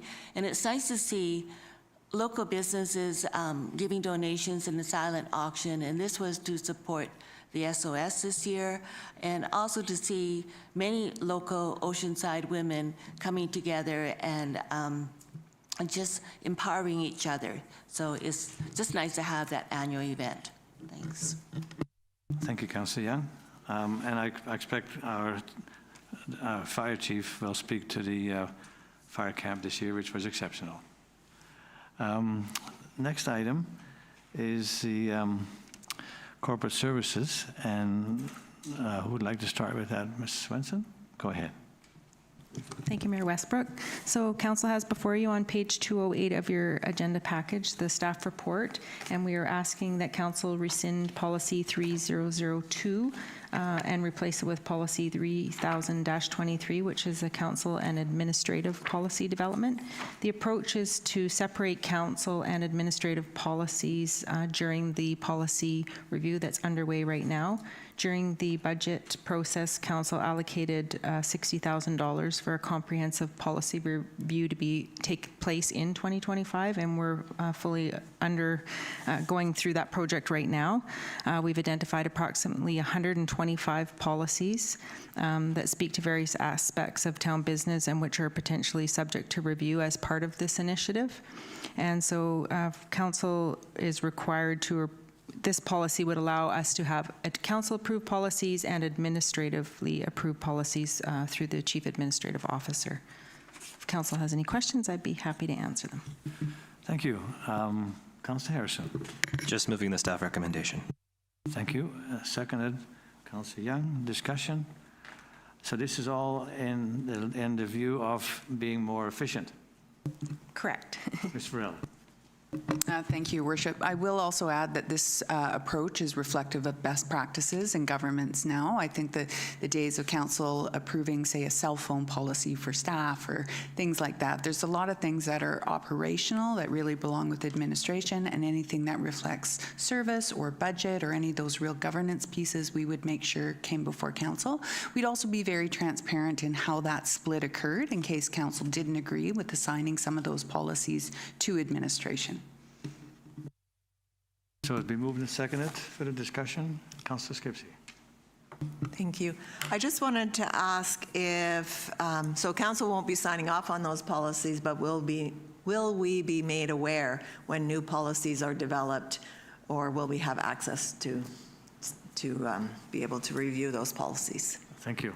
Ms. Through the chair to Councillor Skipsey, yes, definitely. As Ms. Varela just alluded to, we will have a full list of all the policies. So we've already taken it and in advance of council approving this, sort of gone through and seen which ones we feel would be administrative and which ones would be council. So yes, definitely you'd be aware of those policies and be able to have access to them. And the last time I think we went through it, it's quite a binder. It was done in 2012. And at that time, our co-administrator was Ms. Coates, who is now helping us in support services and helping us review these policies. And some of them have even become bylaws, so there could be a reduction of number of policies. But it sounds to me it's going to be more efficient, and we're all for that. All in favor? Oh, sorry, go ahead. Just for my own clarification, if a policy is an administrative policy and changes are going to be made in that policy, is that strictly then an administrative decision? No, it will be a decision will come here, and then it'll be identified.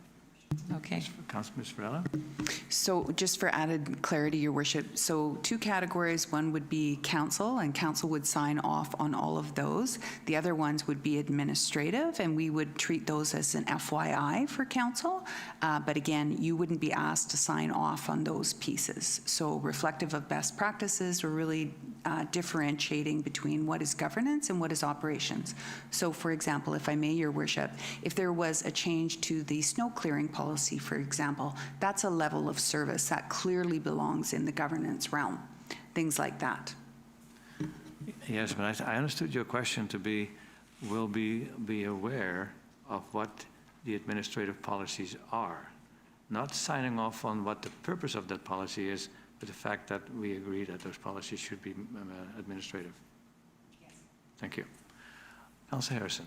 I think staff already know this, but the obvious solution would just be when we have the report, here was a prior version, here's an amended version, receive for information. Thanks so much, and we move on. All right. Are you ready for the question? Councillor Vander Valk. That's for given policies that exist. My question is, if there's a policy that would fall under an administrative policy, then who is making the decisions on that? Is it the administration or is it council? Councillor Varela. Thank you, Your Worship. It would be administration, and council would be informed as an FYI. That's not exactly what I have in mind. I think council should be the approving part of saying, yes, those are administrative policies. Thank you. Thank you, Your Worship. So again, if a new policy is to be brought forward and it is administrative, I think I'm getting to the question that you would like confirmation that that actually belongs with administration and not with council. So I think, again, it's a communication with council as an FYI.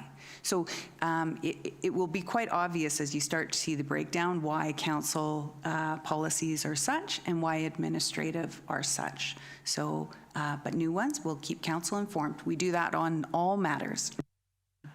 Yeah, you know, I don't often disagree with you, but in this case, I'd say if you want to put in a new policy that is for administrative purposes, then we should sign off on that. So yes, we agree that that is an administrative policy, but it comes here first. So we know what's being decided and we know who's taking responsibility for it. So it may be a lack of quiet communication between us, but that's how I see it. I don't think staff should go off and create a bunch of policies that we know nothing about or even approve of. So that's just part of the one thing we do. We are policy driven. That's what politicians do. So to take that away and say, no, we have no say, that's administration will decide what we do. It's like that story I think I told one time when I asked a very successful couple who were married for 60 years, asked him how he thought they were so successful. And he said, well, when we first got married, my wife and I decided that she would make all the minor decisions and I'd make all the major decisions. And he says, after all these years, we never had to make a major decision. So I think council should be aware and sign off on any policy that is being implemented in this town. Thank you.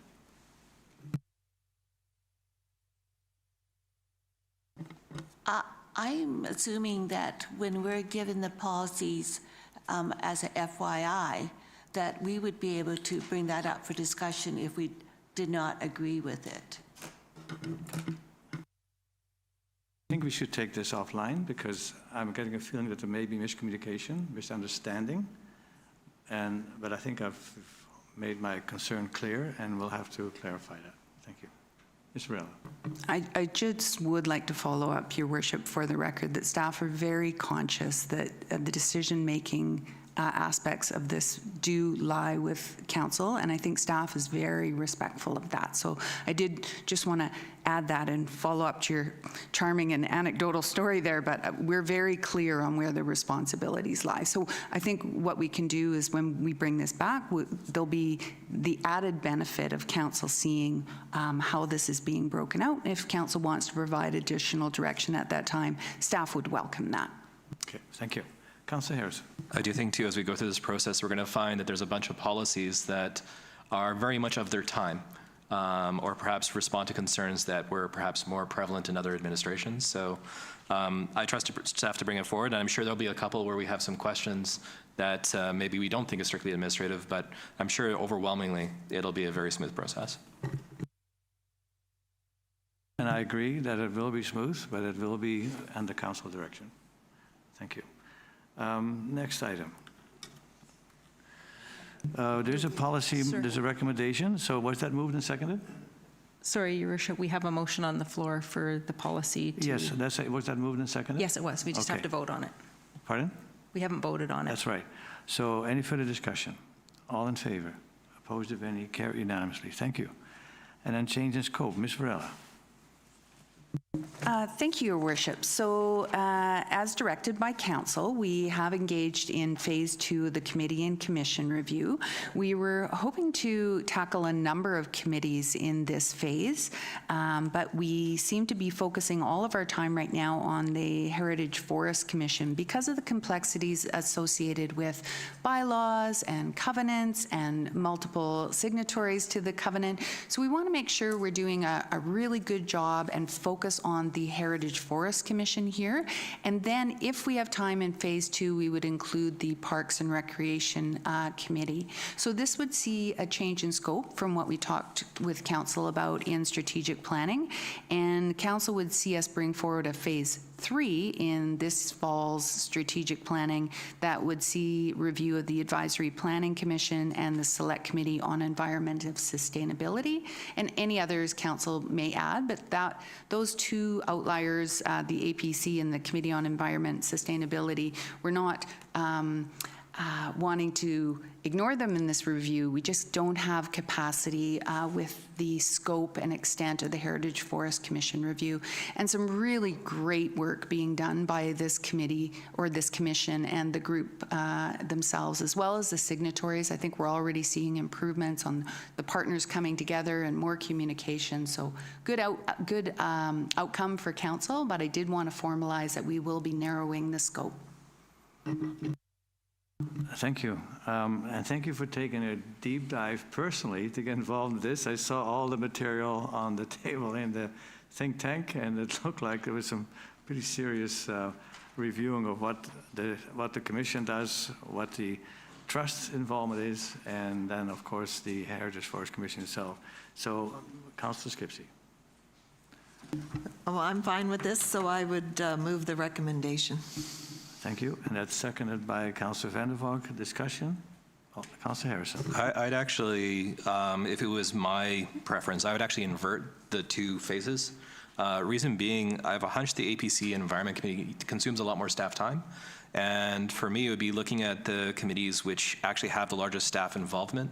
The Heritage Forest is immensely complicated in terms of its structure, and I totally respect that it's a lot of hard work. But as far as I'm aware, it's been running pretty smoothly. I'm not sure of a huge staff component, but in terms of the complexity of things that, the number of times we're referring things to those committees, it's more frequently the APC or the Environment Committee. And because I feel, I could be wrong, that there's a larger staff component, again, could be wrong, that's where I'd like to focus our efforts first and see if there's efficiencies there that frees up more staff time for the rest of the year. Yeah, I'm not going to put a category on how much time the Heritage Forest Commission has taken to streamline, but I'll let Ms. Varela speak to that. Thank you, Your Worship. So again, Phase 2 is well underway. The Heritage Forest Commission is the one that we've been focusing on now. We actually started in 2024, and now we're in a place where we've made big advancements with procedural advancements, communication pieces, the orientation binder. We want to do some training. So we're already well in stream on the Heritage Forest Commission, which is why we're asking for the change of scope as it's currently proposed. Thank you, Your Worship. Thank you. So it's been moved and seconded. Further discussion? All in favor? Opposed, if any? Carried. Thank you. And then the special events approval, Ms. Svensson? Thank you, Mayor Westbrook. So on page 218 of your package, there's a detailed report outlining a number of special events that are coming up in 2025 that we're seeking council's approval and consideration on. Thank you. I think we can take them all in one motion.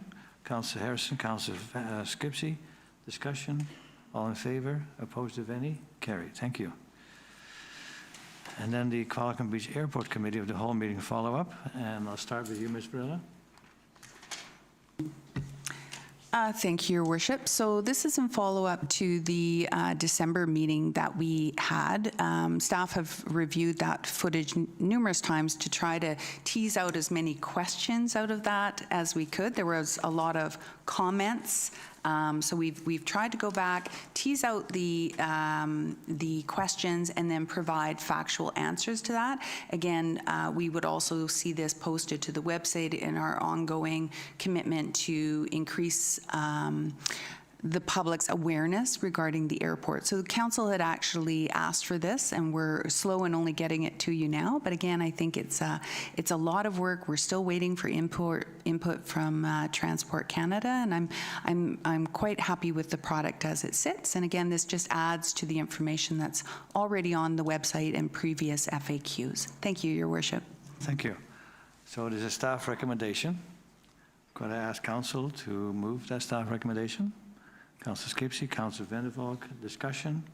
Well, Councillor Harrison. Yeah, I just feel that a lot of stuff on the airport, we're sort of literally going around in circles around the airport. This is, for me, the amount of time we're spending publishing the same information and then doing an FAQ with the same information and doing an FAQ with the same information. There is one individual whose most of their concerns about the airport, I think staff totaled up the total communications, and it was almost 1,000 in the back and forth. So it does feel to me like, yes, this is an issue should be dealt with, fair enough, but there are a lot of other issues too, and we're duplicating our efforts on the airport and missing other things in the community that need to be addressed. Thank you, and I think staff is doing a good job in making the communication more concise and consistent. So that was moved and seconded, Ms. Svensson? All in favor? Opposed, if any? Carried. Thank you. Then we have planning, community development. Mr. Sales. Yes, thank you, Mayor Westbrook. The next item under planning today is award of the request for proposals project for the Pathways to Sustainable Development. It's an economic development strategy. This project was the subject of a grant application and was subsequently awarded $100,000 in funding. The town would be contributing $12,500 to the project as well. So this is a project where council did authorize the issuance of the request for proposals, and now we are at the point of awarding the contract. 11 proposals were received in response to the RFP, including excellent proposals from a number of different consulting teams in British Columbia as well as across Canada. Nordicity is the recommended proponent for this project. Nordicity is an international consultancy based in Vancouver, serving private and public sector clients. I would note that of all the proposals received, Nordicity was very strong in the area of sustainability, and that's one of the ways that it scored so highly. They are partnering with another consulting group entitled Climate Door Sustainability Specialists. So of all the proposals, I think they had the strongest grasp of the fact that the town is looking for an economic development strategy that aligns with and supports the town's sustainability plan rather than just an economic development strategy. They very clearly grasp that linkage. So the recommendation before council today is to award the contract to Nordicity. Thank you. Thank you. Any questions or comments? Councillor Harrison. Yeah, so when this grant was originally discussed, I raised that I was very worried that we'll get something that's a mile wide and an inch deep. on this. And there was sort of discussion at the time that we might be able to look at some of the proposals, or at the very least the recommended proponents' proposal. So it's hard for me to sign off on this where it's just the dollar value and who they are, because I'd really want to get more information. At the same time, though, I do recognize there's a time crunch, because this grant is gated and there's a lot of work to do for developing a ECDEV strategy for a whole community. So I'm kind of torn on this because I really would like to get more information on some of the, like, even the top 3 proponents. But at the same time, this grant, the clock's ticking and we only have so much time to actually execute on this. So I'm pretty torn on this. So are there any questions that perhaps staff can answer at this time? Well, I don't want to defer this interminably, but I wouldn't mind seeing, even if it's informally through our email, some of the best proposals that were submitted. But at the same time, clock is ticking on this, and I understand this consultant has a lot of work to do. Right. So unless I hear other things, was there a motion? Sorry, there's no motion yet. So Councillor Skipsey, Councillor Vander, Valk seconded. Discussion. Mr. Seals. Thank you, Mayor Westbrook. I have a possible pathway forward. So of the proponents, Nordicity was very highly qualified, and we checked references, so that they're very clearly a good partner proponent to move forward with.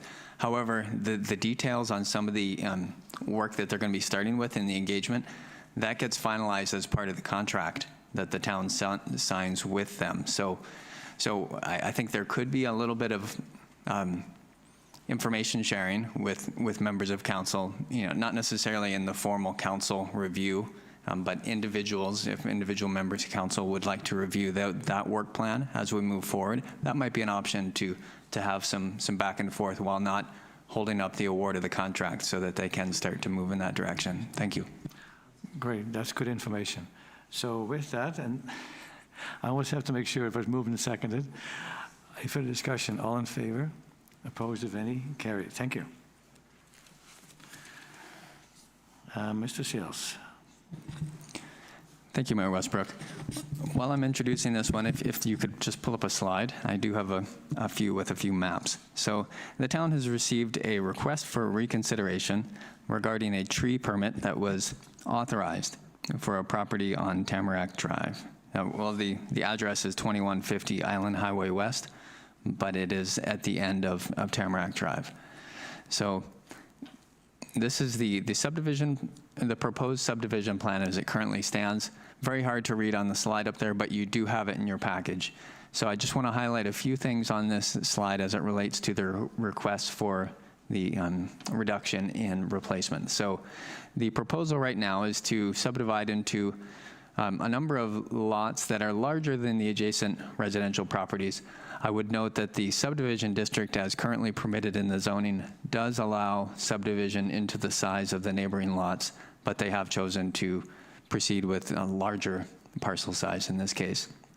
So this parcel is located at the end of Tamarack Drive, and what they are proposing is a relatively short road extension, and then the lots would go off of those. So the trees that were proposed for removal and permitted by way of the tree permit are in the road right-of-way or in areas where there will be infrastructure required to service these lots. So the complete list of every tree that's going to be removed is identified on the left-hand side of that page of your package, and it notes the tree number, which corresponds to the numbers in the actual map, and then the actual size of the tree. And I do want to highlight, which is why it's in large red letters here, is that there was one mistake in the staff memo where it notes that trees with a diameter at breast height over 30 inches require a permit, not 75.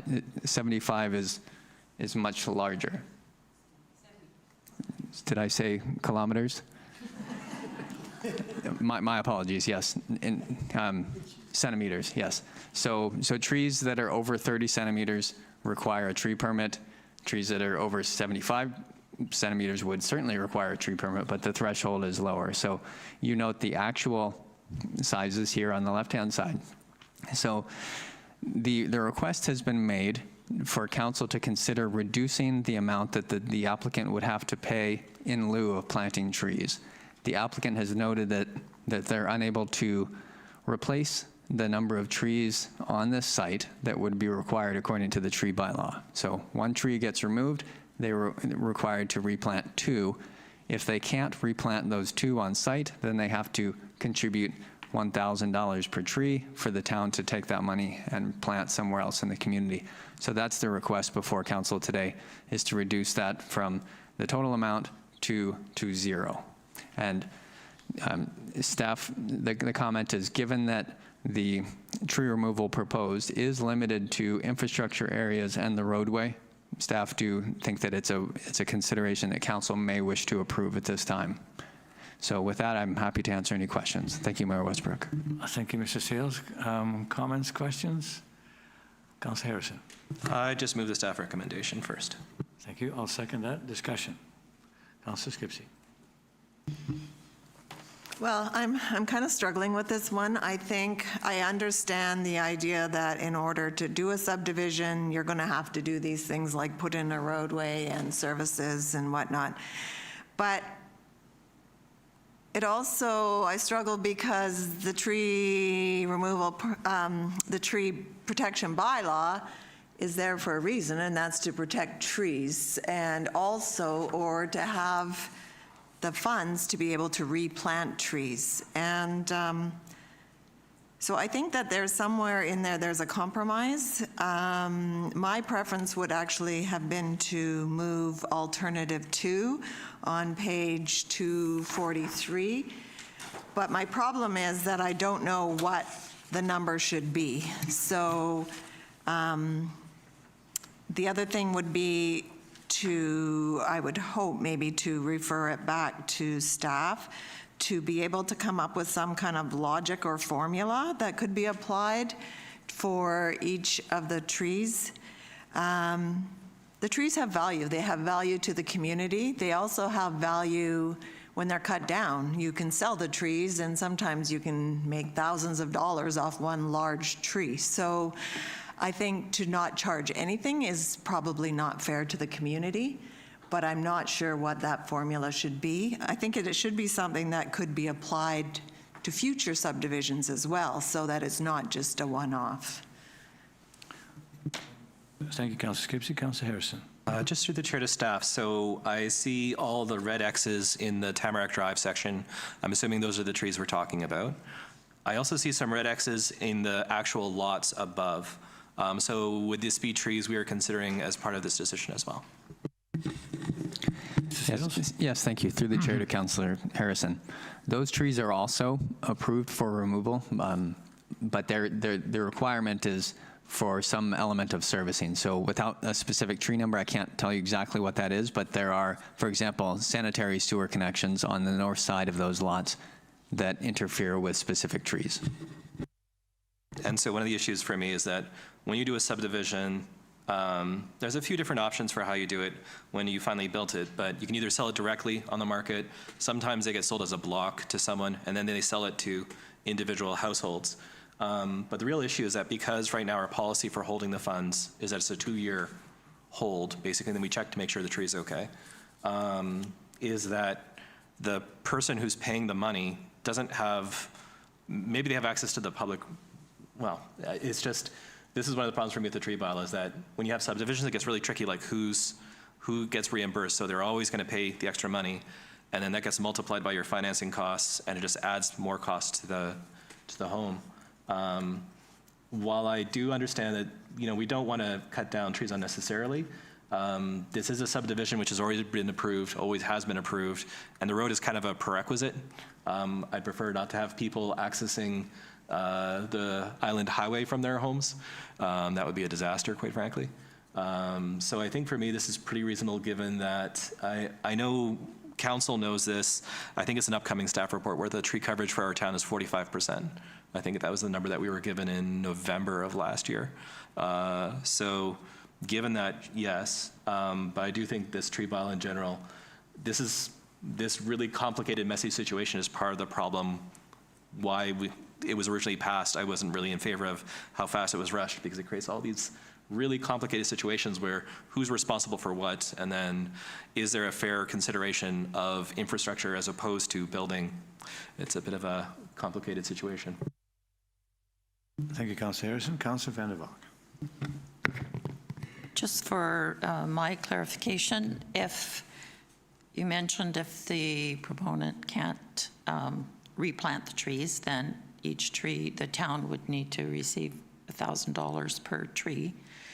So that would eliminate any problems with who gets the money when, in terms of there's no holding period of when the tree was planted and it has to survive. So I don't see that as a problem. Am I correct in that assumption, or my understanding? Thank you. Mr. Sales. Thank you. My understanding is that that's the rationale, that they can't replant on site because they will be selling the land, so they won't have control of the replanting site. So if during the 2-year period the property is sold, they don't really have a way of guaranteeing that the tree survives because they don't own the land anymore. So just to clarify, so the $1,000 in lieu of planting the trees, that would be paid upfront to the town, correct? Correct. Okay. And I think part of the problem with looking at this is that we're assuming, like, we're monetizing trees in terms of how much it's going to cost to take them off, how much we could get from, or the owners could get from selling the trees. And I think we have to look at the environmental costs and the social costs as well. I would think that the neighbors to the south of this property would prefer to keep the trees there, but that's not possible in today's world. But I'm wondering if there's a way that we can look at the size of particular trees. Is there a way to save some trees if they have a diameter of, I forget what it is. Right, but even larger than that, there's a number of trees that are quite a bit larger than that, trees that probably are hundreds of years old, 200-300 years old. Is there a way that we could selectively log if this property is going to be logged, which essentially is what will end up happening on this property? So I'm not sure that I agree that it should be reduced, because I think that the amount of $1,000 per tree, the replacement tree itself would be expensive, but we're never going to replace the value of the trees in that location. Thank you. I never thought that we had a tree bylaw to prevent development. The reason why I supported the tree bylaw is to avoid clear cutting. In other areas you're not far from here, that whole triangle would have been clear cut for roads, for other services, and to create a spot to build a home. So we have control. And that's what I think is important to the community. We're not going to clear cut. We're going to only allow them to take out the trees where they need to provide the services. The other thing that concerns me is along the Island Highway. When we sold the lot on Juniper, and we announced that when we bought the St. Andrews Lodge property, the list of lots that we were going to sell to pay for that, one of them was the Juniper lot, and there was a lot next door which we didn't sell. But now when you drive along there, all of a sudden, it's not far from Milner Gardens entrance, you see this concrete wall that they built to build a spot for their home. And I think one of the key attractions, it's almost iconic when you come into Kwalikum Beach past Eagle Crest and you see the trees on both sides. So I would like to ask if it's possible to widen the buffer so that we don't see concrete structures on these lots along the highway that takes away from the ambience and the character of the entrance from that part of town. Mr. Seals? Yes, thank you, Mayor Westbrook. So on the diagram up here, there is an area here where there is a tree buffer.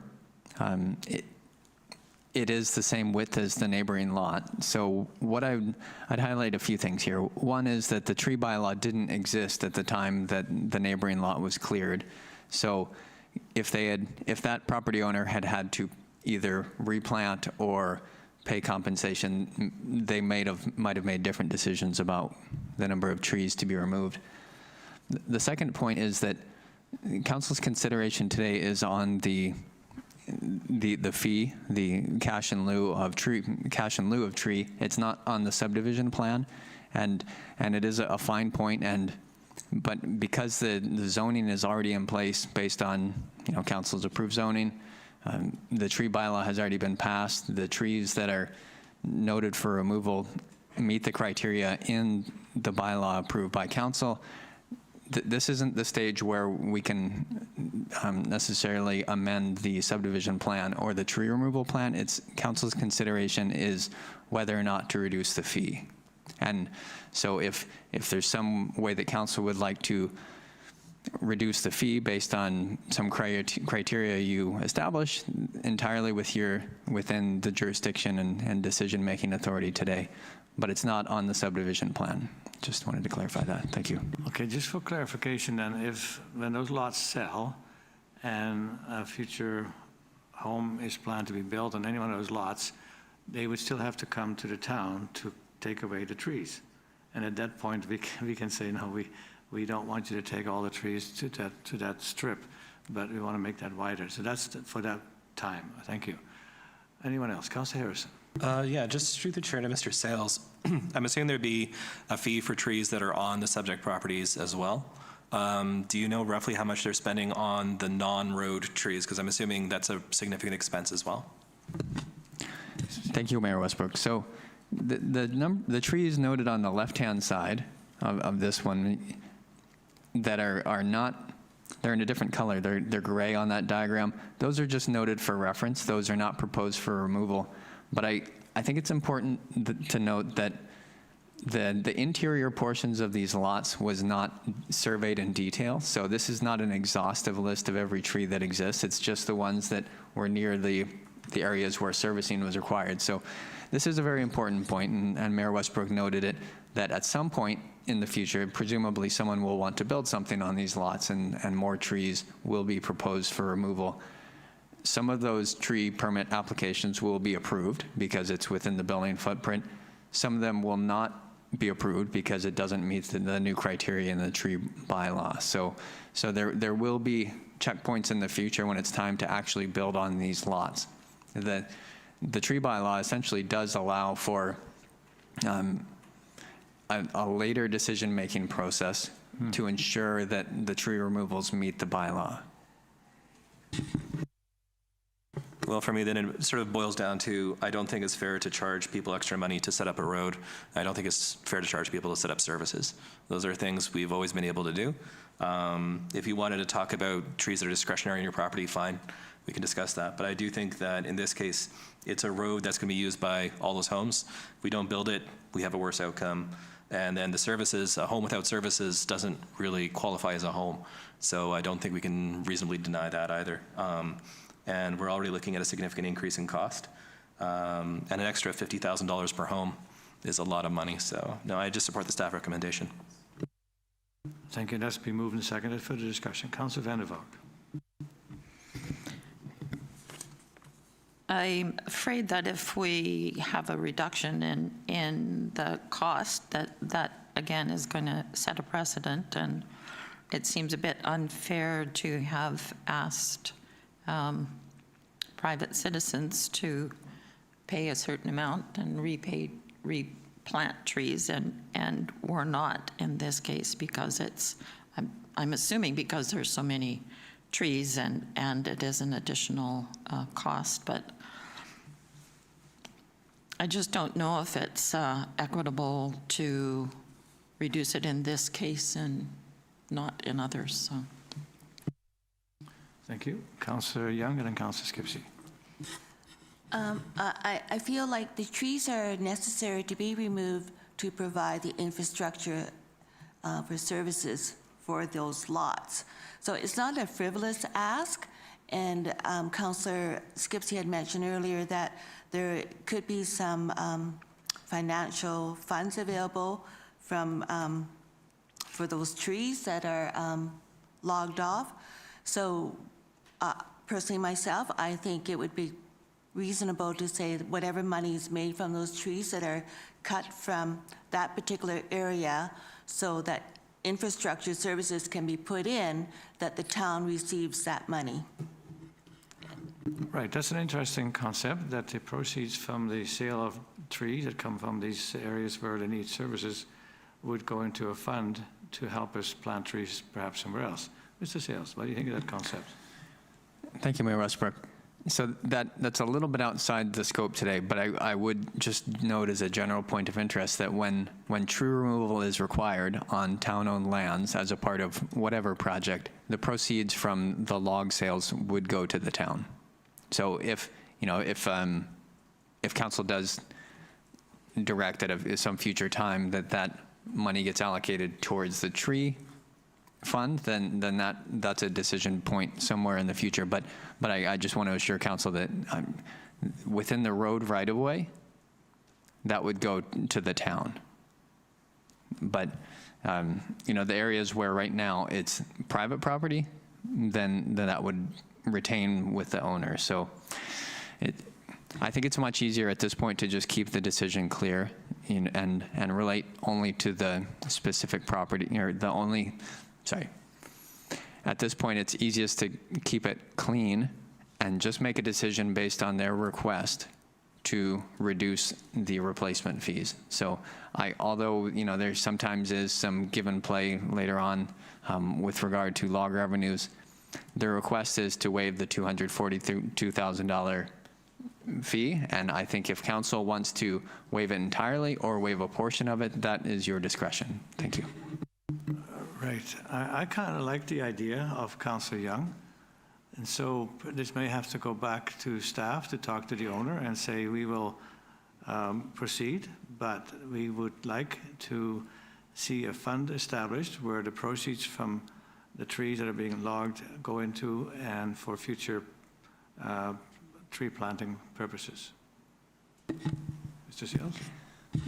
I think just a slight difference on the way that could be interpreted is that council could waive the replacement fee, but the town should retain an equivalent amount of the replacement tree as the value of the logs being removed, and that would need to be assessed by staff and the applicant. So saying essentially exactly the same thing, but just in I want to be very specific that it's staying within the scope of the decision today, so that council would authorize the elimination of the fee. However, the town should receive the equivalent amount to the value of the logs.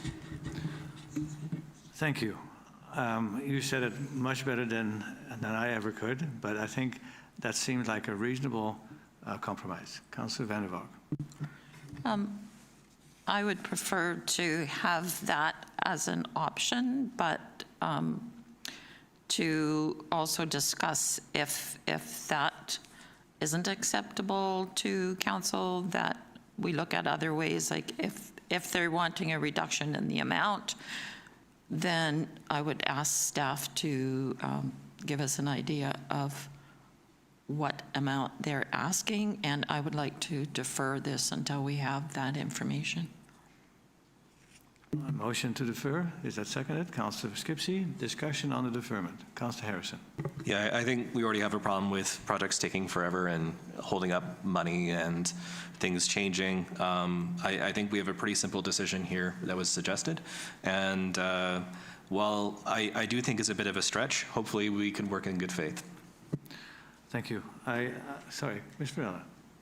Your worship, staff are requesting a 5-minute recess before the vote. Is that possible? Yes, Thank it is you. possible. Motion to 5-minute recess. Councillor Young, Councillor Skipsey. Well, I think it's unanimous. So you have 5-minute recess. Thank you.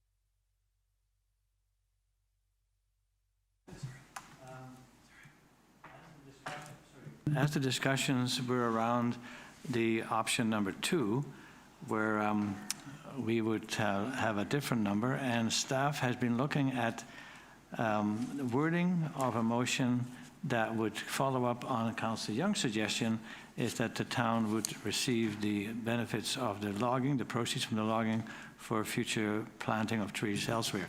Mr. Sales or Ms. Svensson, who is going to read that? I will, Mayor Westbrook. Go ahead. Just one quick thing, though. We are in the middle of, technically, a motion to defer was made. Yes. So we have to deal with the deferral first, and then the other stuff. I actually asked about that, and if council looks favorably upon this, then the previous 2 motions would have to be withdrawn. So Because we didn't vote on the deferral. Yeah, so if we did not vote No, on we the didn't, deferral. no. So if council So I'll agrees, just and entertain- we look at this, and then the other ones have to be withdrawn. Go ahead. Okay, so that council instructs staff to request that the applicant undertake an assessment by a qualified third-party professional to ascertain the value of the timber located in the proposed right-of-way and utility corridor for the subdivision at 2150 Island Highway West, and further that the cash in lieu requirement for the subject tree permit be reduced to an amount equivalent to the value of the timber being removed from the proposed road right-of-way and utility corridor, and such proceeds be allocated to the tree replacement reserve account. Thank you. That's basically what Councillor Young, what you had in mind? Great, so you moved that? Okay, so, sorry, Ms. Svensson? Sorry, if we could just, if Councillor Harrison would like to withdraw his motion, There was a motion to defer. or sorry, we'll do Yeah, that we one have to first deal then. with the defer one first. So Councillor Vander, Valk, if you could withdraw the deferral. I withdraw my deferral. Thank you. And Thank you. Councillor Harrison, will you withdraw your original motion? Lay on the table. Sure. And that means it just disappears if we approve this. Yeah, thank you. So I think that is an excellent compromise. So I second Councillor Young's suggestion, or motion now, and I'll just have a discussion on that. Councillor Skipsey. Well, I wonder if there shouldn't be a minimum stated, so that, like, the minimum would be 30,000 or something that would give us some money in the pot to do some replanting because of the tree loss. Thank you. I actually like the fact that we don't have a number, because it's about the principle that when you remove trees in areas where you need to provide infrastructure, the proceeds come to the town without knowing what that is. It could be higher, it could be lower, but it's the principle of the resolution that we're looking at. And I like the principle of it. It could be much higher, it could be less. But I agree in principle that that is a good compromise. Thank you. Councillor Skipsey. Yeah, my only thing would be that the value of trees is not just lumber. There's other values to habitat and to cleaning the air and everything else. So I think it would be worth it for us to at least cover some kind of planting pot in future.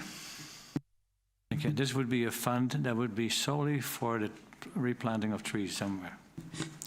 Yes, thank you, Mayor Westbrook. That fund already exists, so any cash in lieu contributions go to that fund.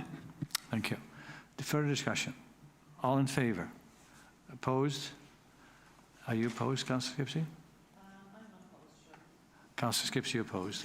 Motion carried. It sounded like, well, I'm not sure. I understand, and I understand. I totally understand. But I think this was an excellent suggestion by Councillor Young, and now it's passed. So next item on the agenda is for operations. And who would like to start with that? Our Chief? Chief Connell, why don't you kick off with that one? Thank you, Worship. So the first report on the agenda from the fire department is the request to have council designate fire inspectors and fire investigators under the new British Columbia Fire Safety Act. So the new Fire Safety Act requires the local authority, which is council, to designate in writing a person or class of persons as fire inspectors and investigators who meet the applicable standards established by the fire commissioner. The previous act was established in 1979 and appointed the fire chief and any person authorized in writing by the fire chief to be a local assistant to the fire commissioner. This appointment authorized those individuals to complete fire safety inspections and investigations in their fire protection area. This act also required the municipal council to provide for a regular system of inspections at hotels and public buildings. In August 2024, the new Fire Safety Act came into force after many years of stakeholder input. This act included many changes and additions. The new act requires council to designate fire inspectors and investigators and provide for a risk-based compliance monitoring system of inspections. Qualicum Beach Fire Rescue has used a risk-based approach to completing and scheduling fire inspections for over 25 years. All prevention staff completing fire inspections and investigations are accredited, with some holding a fire prevention officer certification. There will be no change in the level of training or the level of service required in Qualicum Beach to meet the new Fire Safety Act requirements. The Town of Qualicum Beach Fire Safety Bylaw Regulations 698 was adopted in 2016 to provide the compliance and regulatory powers the previous Fire Services Act lacked. While Bylaw 698 is still current and relevant, it will require some amendments to meet the new Fire Safety Act. Staff are reviewing the bylaw and associated fines and fees and plan to have it before council for review and adoption in Q3 of 2025. Staff are recommending that council appoint the fire chief, deputy fire chiefs, assistant fire chiefs, and fire prevention officers as fire inspectors and investigators for the town of Qualicum Beach to fulfill the requirements of the new Fire Safety Act. Thank you. Councillor Harrison, that's kind of your bailiwick. What do you think? I move the staff recommendation. Just one question. Go ahead. I'll second it. Thank you very much, Your Worship. So just a question through the chair to Chief Cornell. Thanks for showing up. Would this have any operational impact? Thank you, through the chair. No, there will be no impact. It's just making sure that all the designations are in place. Currently, as fire chief, I held the LAFC, so I did the inspections. This just delegates it. They're putting more of the power back into council to set up the system of inspection and delegation. Okay. Further discussion? All in favor? Opposed of any? Carried unanimously. Thank you. Please proceed, Mr. Cornell. Chief. Thank you. Next report on the docket for the fire department is to seek council's direction to enter into a mutual aid agreement with the City of Port Alberni Fire Department. The town of Qualicum Beach has never signed a mutual or automatic aid agreement with any fire department outside of District 69. The existing long-standing aid agreements with the 9 area fire departments have historically provided the staffing and resources to mitigate emergency incidents in the Qualicum Beach fire protection area. With larger wood frame buildings being built in town, challenges with volunteer firefighter recruitment and retention, along with delays in getting repair parts for apparatus, there may be a time in the future when Qualicum Beach may need the assistance of an aerial apparatus or engine from the City of Port Alberni. In May 2011, Port Alberni experienced a breakdown of their aerial apparatus at a multifamily building fire and required the assistance of Qualicum Beach's aerial ladder through a special arrangement. This incident, along with the challenges and long delays in getting replacement parts for our previous aerial apparatus, started the discussions between Qualicum Beach and Port Alberni regarding a mutual aid agreement. Entering into a mutual aid agreement with the City of Port Alberni would build resiliency. Access to Port Alberni's aerial platform would be a valuable asset if 2 elevated platforms are required for fire suppression, rescue operations, or egress routes for firefighters or building occupants. The requesting party will only request resources under this agreement when the needed resources are not available on their side of the Highway 4 summit. If either Qualicum Beach or Port Alberni believes this agreement is no longer mutually beneficial, either party may terminate the agreement within 60 days written notice. There'll be no additional budget requests associated with this agreement, as all costs to mitigate emergency incidents are operational and included in the current operating budget. The town of Qualicum Beach has benefited from a mutual aid agreement with District 69 fire departments for over 30 years, and this mutual aid agreement with Port Alberni further supports emergency incident response in Qualicum Beach. Staff recommend council endorse entering into a mutual aid agreement with the City of Port Alberni Fire Department as described in the mutual aid agreement dated 2025 to 2030. I'm available for any question you may have. Thank you.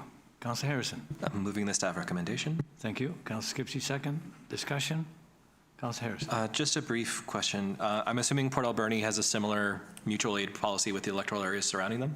I'm just thinking if there's like a Cameron Lake incident or something sort of in the, sorry, on the other side of the highway actually, but in the rural areas outside of Port Alberni, like they'd be doing more mutual aid with the electoral areas in that area. Not, I'm assuming this is going to be like once in a blue moon. We're going to actually be activating this. Correct, through the chair. That's correct. So if it was a auto extrication call or wildfire, those both fall under provincial authority, and we'd be getting provincial authority or provincial task numbers to respond to those type of incidents. So those would be outside this agreement. This agreement will be specifically for incidents within the city limits. It may kind of border on city limits into electoral areas depending on what the fire is moving like, but this is, the intent is for rescue or fire suppression in structure fires, correct? All right, and that's been moved and seconded. All in favor? Opposed? Carried. Thank you. And Chief, we talked about it earlier about the fire camp. Can you tell us a little bit, and I won't put you on the spot, but how long has this been going on in Qualicum Beach, and what has been the result of some of those cadets? And we met them one evening, and that was really, really profitable for both council members and the cadets to actually talk with them and listen to them and listen to their plans and ambitions. Is there anything you can share at this moment? I know you gave me a picture of the crew from this year, and perhaps that should be on the screen, because I think people would be impressed what the volunteers of the fire department, including yourself, do to educate our youth in the fire department. Thank you. Yeah, thank you for the heads up earlier on. I was jotting down some notes. So the students joined us on March 2nd and departed, good or bad, on March 8th. So over that 7 days, they lived with us, ate, cleaned our hall, we cleaned with them, hung out with them, became a big part of the family. So during that time, we put in 104 hours of instruction. So 12 hours the first day, 16 hours for the next 5 days, and 12 hours on the Saturday that we wrapped up. During that week period, they visited with Coast Guard at French Creek, RCMP, BC Ambulance, and BC Wildfire. So each of the emergency agencies got to come in and talk to them and present to them. RCMP even did a personal training session at 6 o'clock in the morning with them, so that was quite interesting to watch. They did rope rescue. We had some of them, actually majority of them, rappelled off the top of our training tower. They were operating our aerial ladder truck with one of our firefighters. They were rescuing people off roofs, auto extrication, hose work, breathing apparatus. They did it all. On the last day of camp, we wake them up on a Friday night to do a call. Unfortunately, we attend a structure fire at 9 o'clock. The crew was able to deal with the structure fire, clean up the truck, get them back into service, and still meet the kids for midnight, which is a small miracle in itself. On Saturday, when we were clearing the banquet, most of the members were going home and sleeping, and I didn't see them until Monday, so they were pretty much out. I don't know who takes more, the members of the firefighter or the cadets, but we're all tired at the end of it. We did start it in 2004, so this was the 15th camp. And to date, actually, currently we have 5 members that were fire camp participants somewhere between 2004 and 2 years ago. So that's a pretty good odds for us. We're doing really well. I think on behalf of council and the entire community, we thank you for organizing these camps and the commitment and the time you put in, your crew put into that. Much appreciated. Please pass that on to when you practice tomorrow night. Tell them that we are very, very happy with them and appreciate the work they do. Thank you. A motion to go in camera, a motion to close, and it's on your agenda package for all the reasons. I don't think we need to read them out, but I think it's right on the screen. Councillor Skipsey, Councillor Vander, all in favor? We are closed. Thank you.